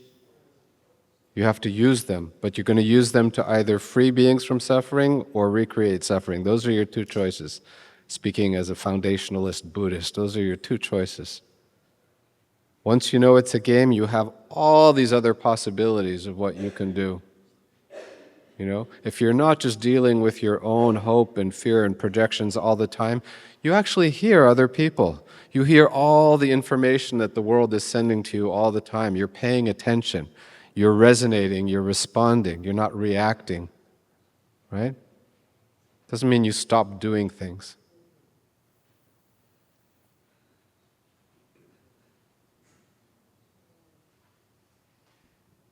Hi, you had mentioned passionless passion, and I don't know what that means. I don't even know what that looks like.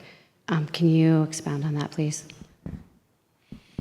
Where does the energy of passion come from?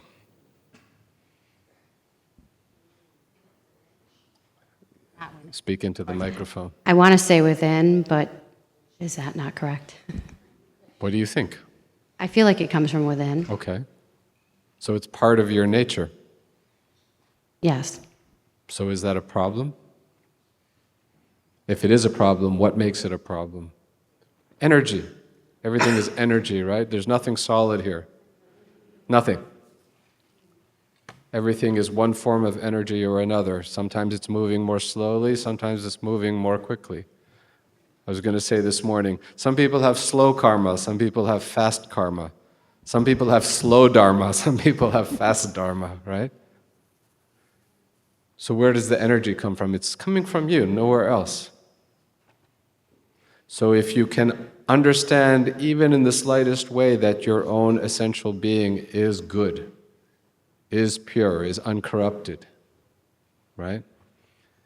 And you are the source of all of these expressions of energy that come from you, then it's only once they become distorted by wrong view, attachment, aversion, habit patterns, negative emotions, that they become problems.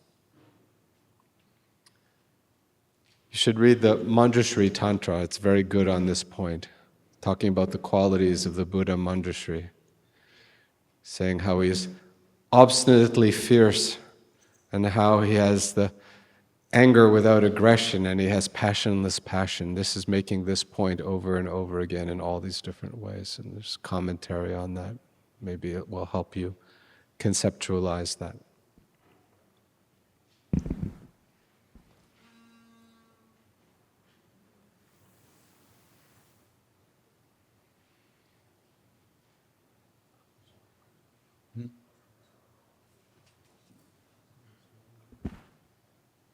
He wants to know how much longer we go.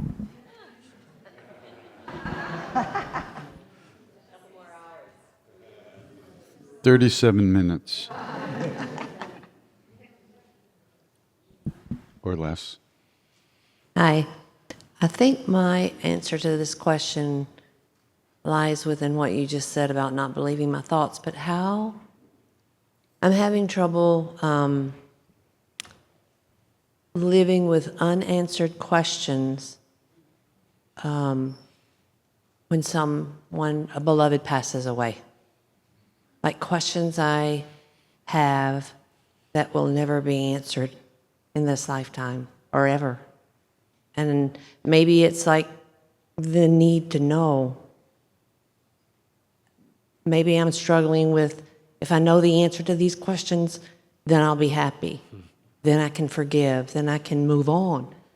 But that's part of my grief right now, is I don't know how to live with many unanswered questions. And I don't know what thoughts I have that I'm believing. Anyway, how do I do that? How do I live with unanswered questions that I have when my beloved has passed away? How would getting a specific answer remove your suffering of uncertainty? What sense of completeness would come with that? I think I can forgive. Why? Why would knowing a specific answer to some unresolved question give you permission to yourself to forgive, you know? I don't know. Yeah, I don't know either.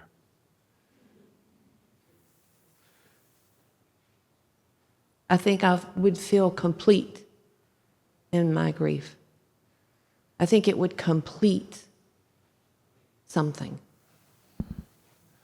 You want to solidify and lock in a specific story of what happened, and then that would give you the freedom to move on. Yeah. But Yeah, that word most of the time, life doesn't give us that, Whether or not people die, it just doesn't give us that sense of completeness. So we're looking, like you always say, we're looking for the answer in the wrong place.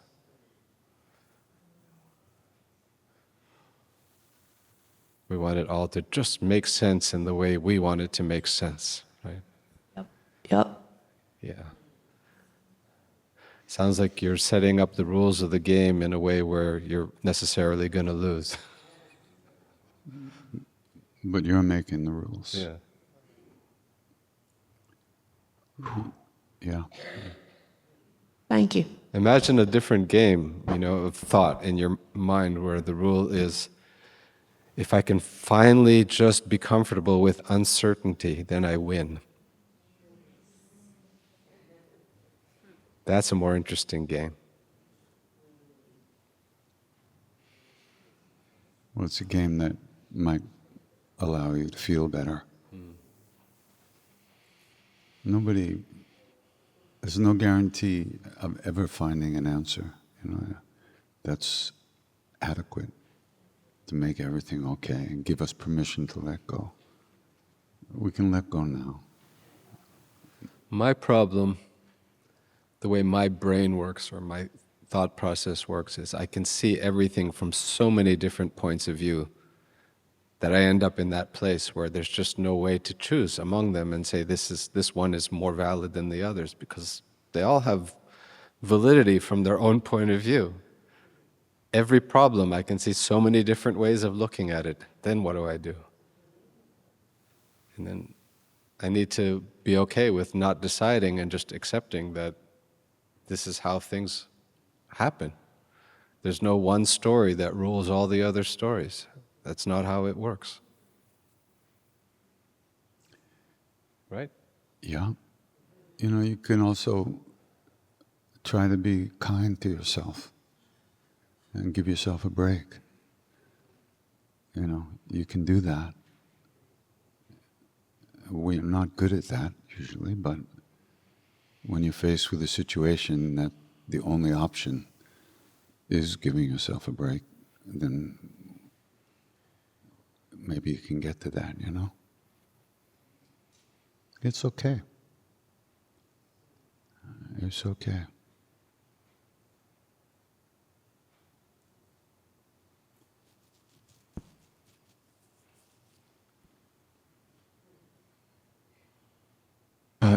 Tulku, we did the beautiful guru meditation with you this morning. Katie is so very candid with his stories of Maharaji and experiences with guru. And I was wondering if you'd be willing to share some of your experiences with guru, either internally or externally. The reason I've written so many books is because there are so many such stories that, I want to share them all. And I'm very candid. So that's a promo for all my books on the table. Are still unsold. They're all guru stories in the end, I had extraordinary gurus of all different styles, like Tulku Urgyen Rinpoche, Kala Rinpoche, Kusum Lingpa. In the beginning of one of my books, I say one of them was like the sun, and one was like the moon, and one was like the stars, and they fill up the constellation of my devotional experience, my life experience. So different. Being with Kala Rinpoche was just like being with the moon. Even one of his names is just like the moon, just moonlight. It's just reflecting back at you all the time, like there's nobody home. And yet, people would be terrified in his presence because you're just so naked in front of that mirror, just can't hide.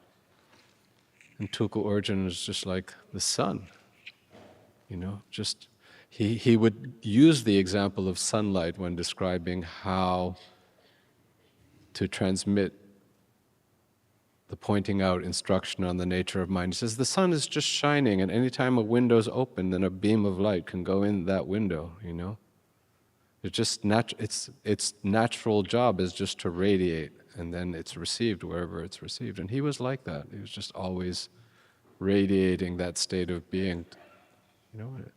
It was warming, for sure. And Kusum Lingpa was like all the constellations in the sky because,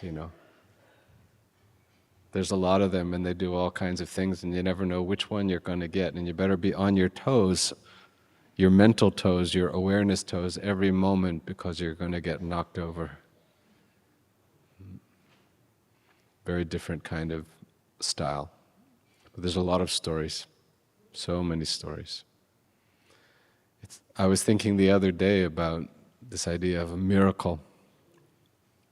A miracle is only something that you haven't already experienced. Once you experience it, then it's just something you believe in, like you were saying, because it's your experience. When you're around gurus who perform miracles all the time, like the story about, his mother dying and him knowing she had a tumor and all that, then it's not a miracle anymore. It's just within the range of experience that's actually happening manifestly in front of you, So if you haven't experienced that, and I write stories about it and you read it, you're like, wow, that's a miracle.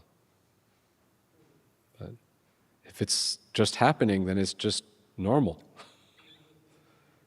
But it's impressive because it breaks apart your normal framework of saying this is possible, that's not possible, your fixed idea of what's real and what's not real. So that's the miracle part of it, right? So go read the books.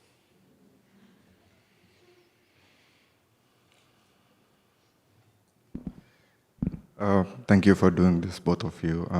This is a question to Krishna Das, actually. Did Babaji ever swear in Hindi in front of you? Did he swear? He had the dirtiest mouth in the three worlds. Yeah. And what did you guys think about it? And well, I personally felt it's a leela of him getting the message clearly. And I'm fine with profanity people using because it's a way of getting things done. But what did you guys think? Well, we didn't know what he was saying. But the Indian people would sit there like, we go, what is he saying? What? Later on, I learned all the curse words. And then I had to forget them all because they'd come out of my mouth in the wrong situations. So I had to forget all but I still remember a few of them. Like Banchud.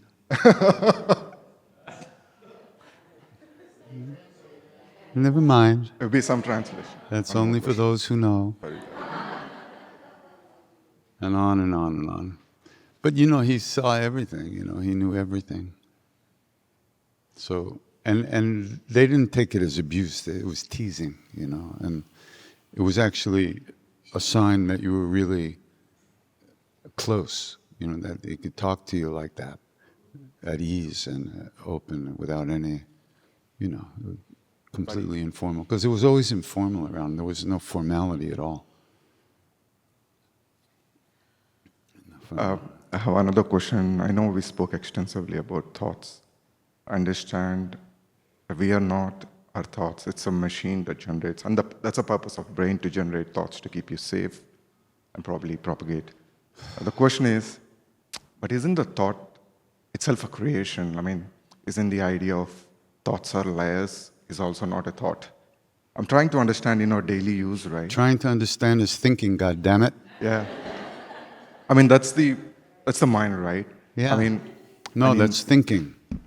So one has to have the experience of what a thought is. And how do you do that? Through practice. You can't think yourself out of a prison that's made of thought. Every thought is the fucking prison. Correct. So you have to find a way to dive deep enough in your awareness that the thoughts are no longer running your show. And until that happens for you, you're going to believe what you think. But so you have to do that work. It's practice. And it's no sense thinking about it. You can't think yourself out of it. Every thought is the prison.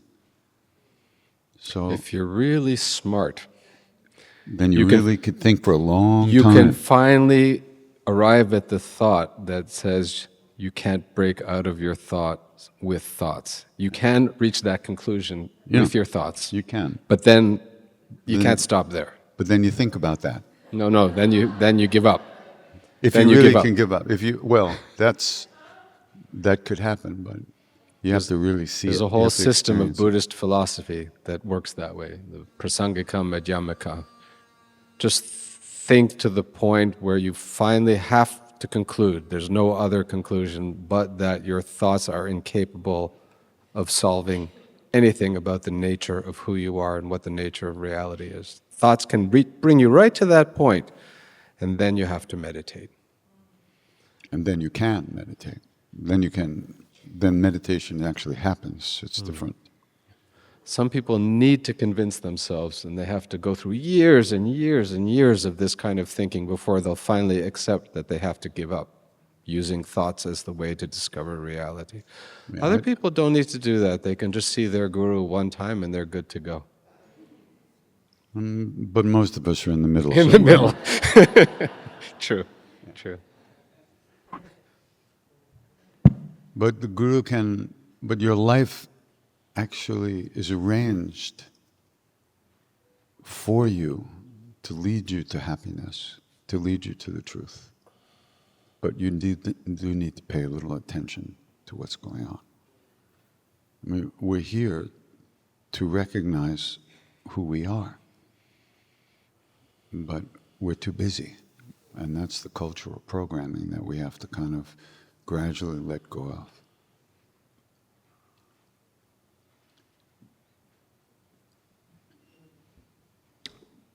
Krishna Das. Yes. What is grace? How the fuck do I know?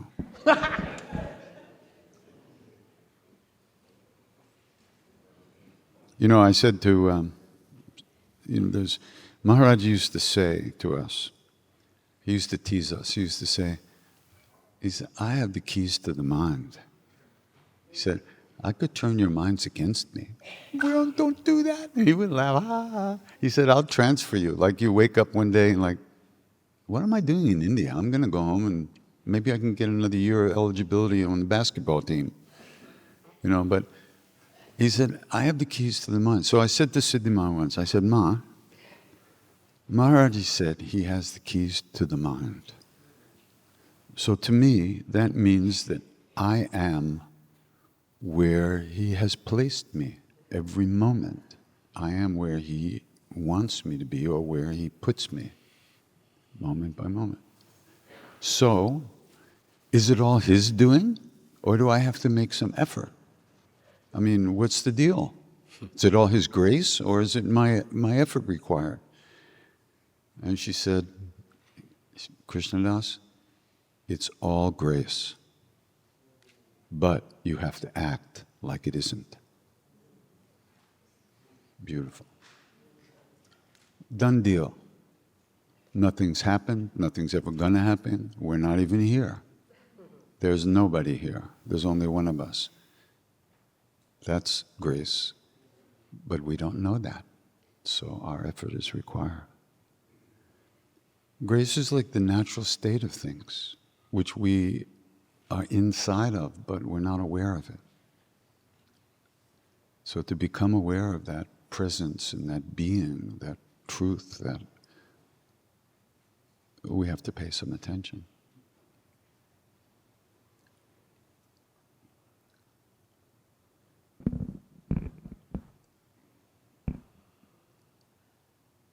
Tulku, Sherdor, in the guru meditation earlier, you said to bring a guru that we're working with or that we follow into our minds. I'm curious to know, is there a world whereby that guru that we bring into the lotus in the center of our heart is ourselves, that doesn't feel delusional, that we put ourselves in there? Wow. I think if you can do that, you're way ahead of the game. If you can see yourself truly as the guru in the center of your heart, I think you're almost done.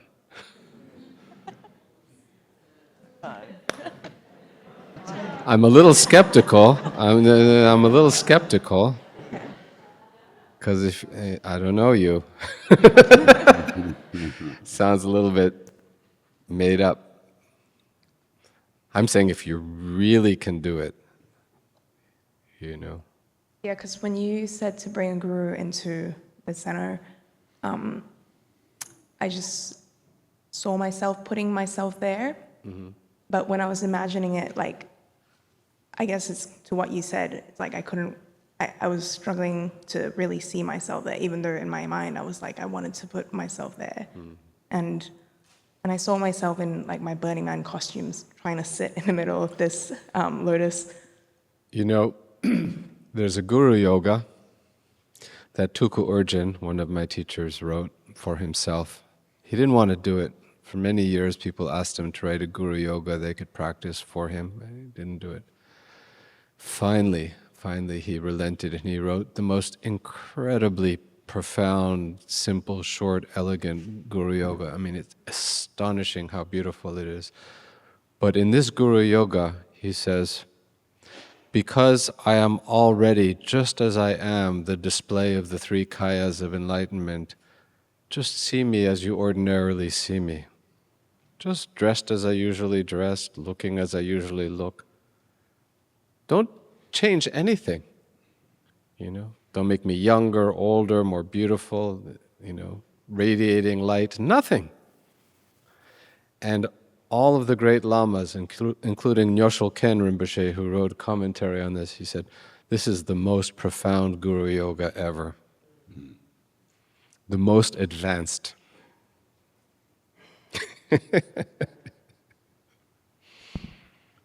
So that's why I said, wow, if you can do that, it's pretty impressive. So much understanding, so much realization has to be behind that, you know, for it to be the real thing.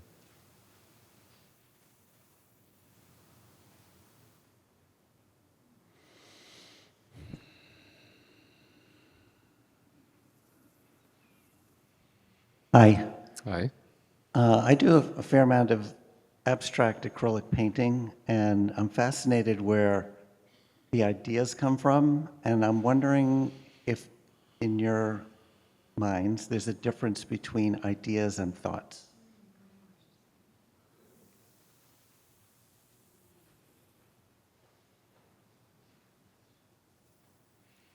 What's the difference in your mind? Well, I think that ideas are, you know, my creativity growing in my mind or emanating from my mind. And is that, I mean, that's a kind of thought, I guess. It's an interesting question.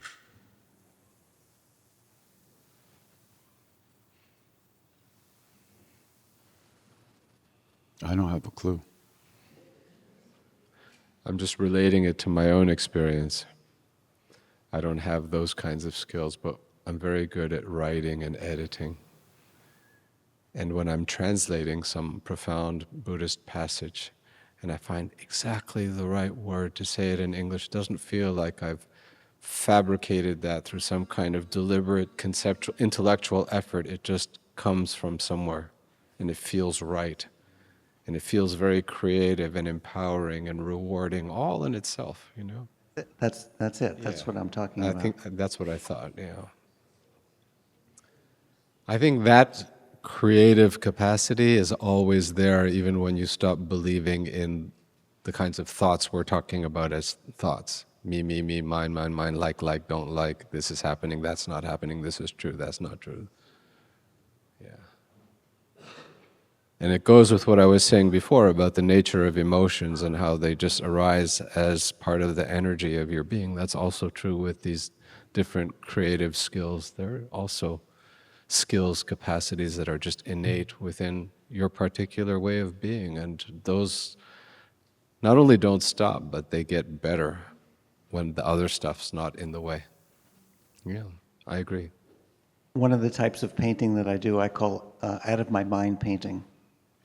And that's really just dropping any preconceived thought and just... There's a whole school of poetics and brush calligraphy that Trungpa Rinpoche, created as a way of expressing this point, that there's all these things that can just manifest as creativity, as beautiful expression when the mind is not in charge, the thinking mind.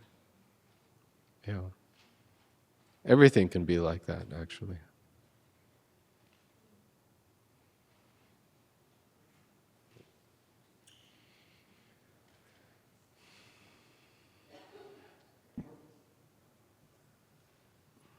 Hi.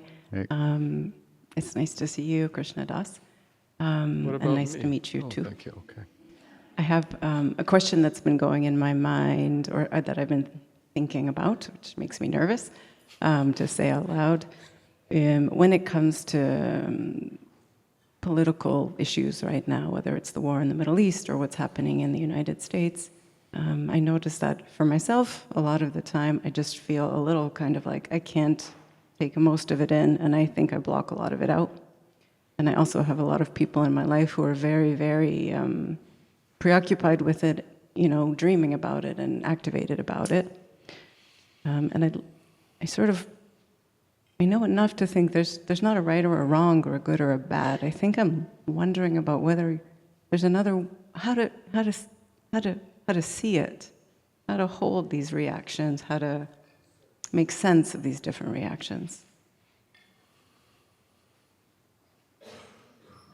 Well, at the very least, we can't allow our hearts to be destroyed by anything that goes on in the world.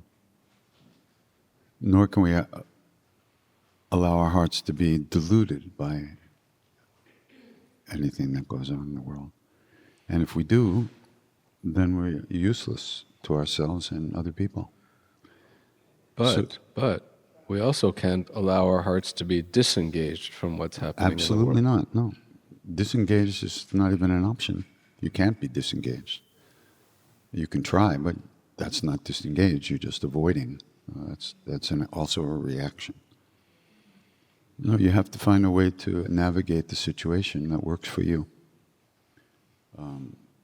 I stopped reading the papers after the election. Oh, actually, I still read the sports pages. But that's it.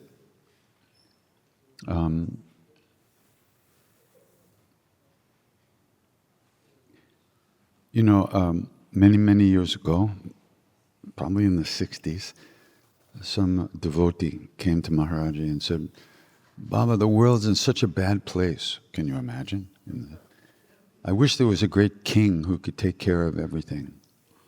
Like Janaka. You know who Janaka was? Sita's father. He was a Raja Rishi. He was a saint, an enlightened being, and a king at the same time. And Maharaji said, there is a king, much greater than Janaka. And if it has to go this way, let it go. And that's really heavy and scary. But what can we do? We just do the best we can. What's out there is actually just all of our minds of the whole world. All the beings in the world, the minds of everybody is what we're experiencing. And what are we going to do about that when we can't even squeeze the best thing out of our own minds? And so when you say, you stopped reading the paper, is it kind of just engaging as best as you can with that? It is all of our minds, it is all happening, and just be with that as best as you can in your way? You have to find your way of doing that, this is my way. This is what I do the most. This is the thing that straightens my ass out the best and keeps me available to every day as best I can be. So we all have to find what works for us. Some people want to be engaged politically, no problem. But if you get angry, then all you're creating is more anger. You're adding to the anger in the world. If you get sad, you're creating more sadness for yourself and others too. So we have to do the best we can, whatever that is.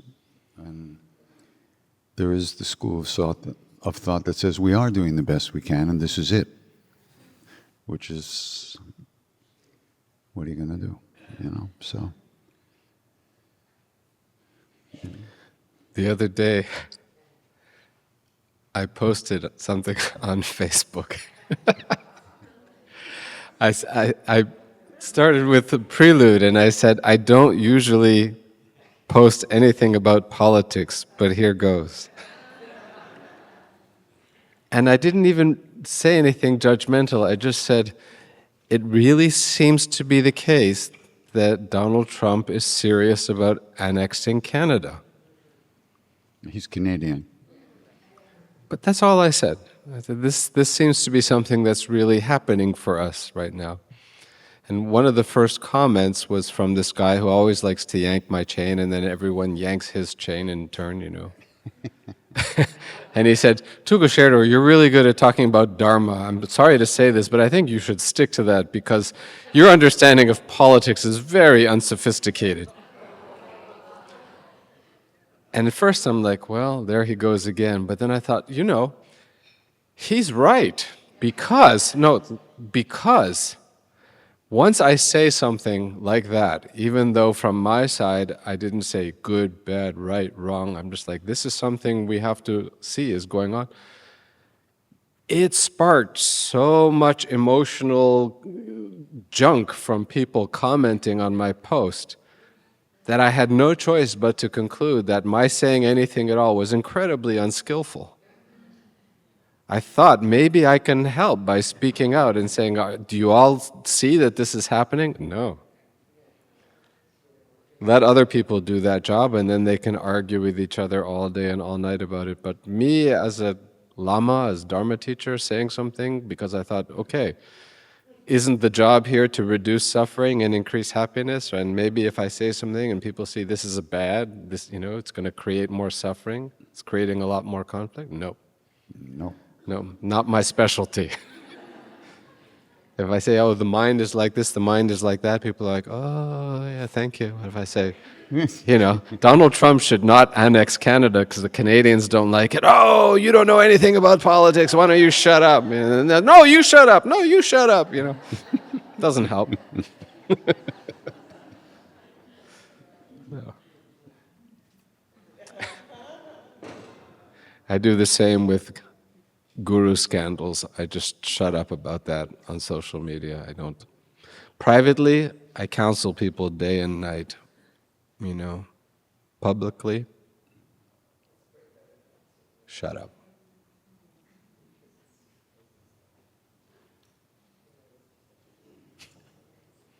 Maybe we stop. So, it's been a pleasure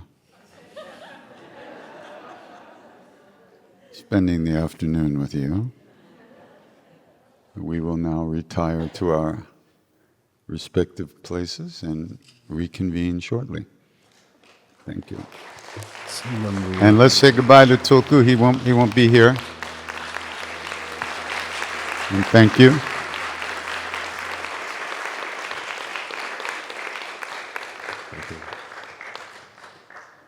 Dedicate the merit of this sharing for the welfare of all beings in this crazy world. Crazy? You don't know anything about it. Crazy wisdom love, man.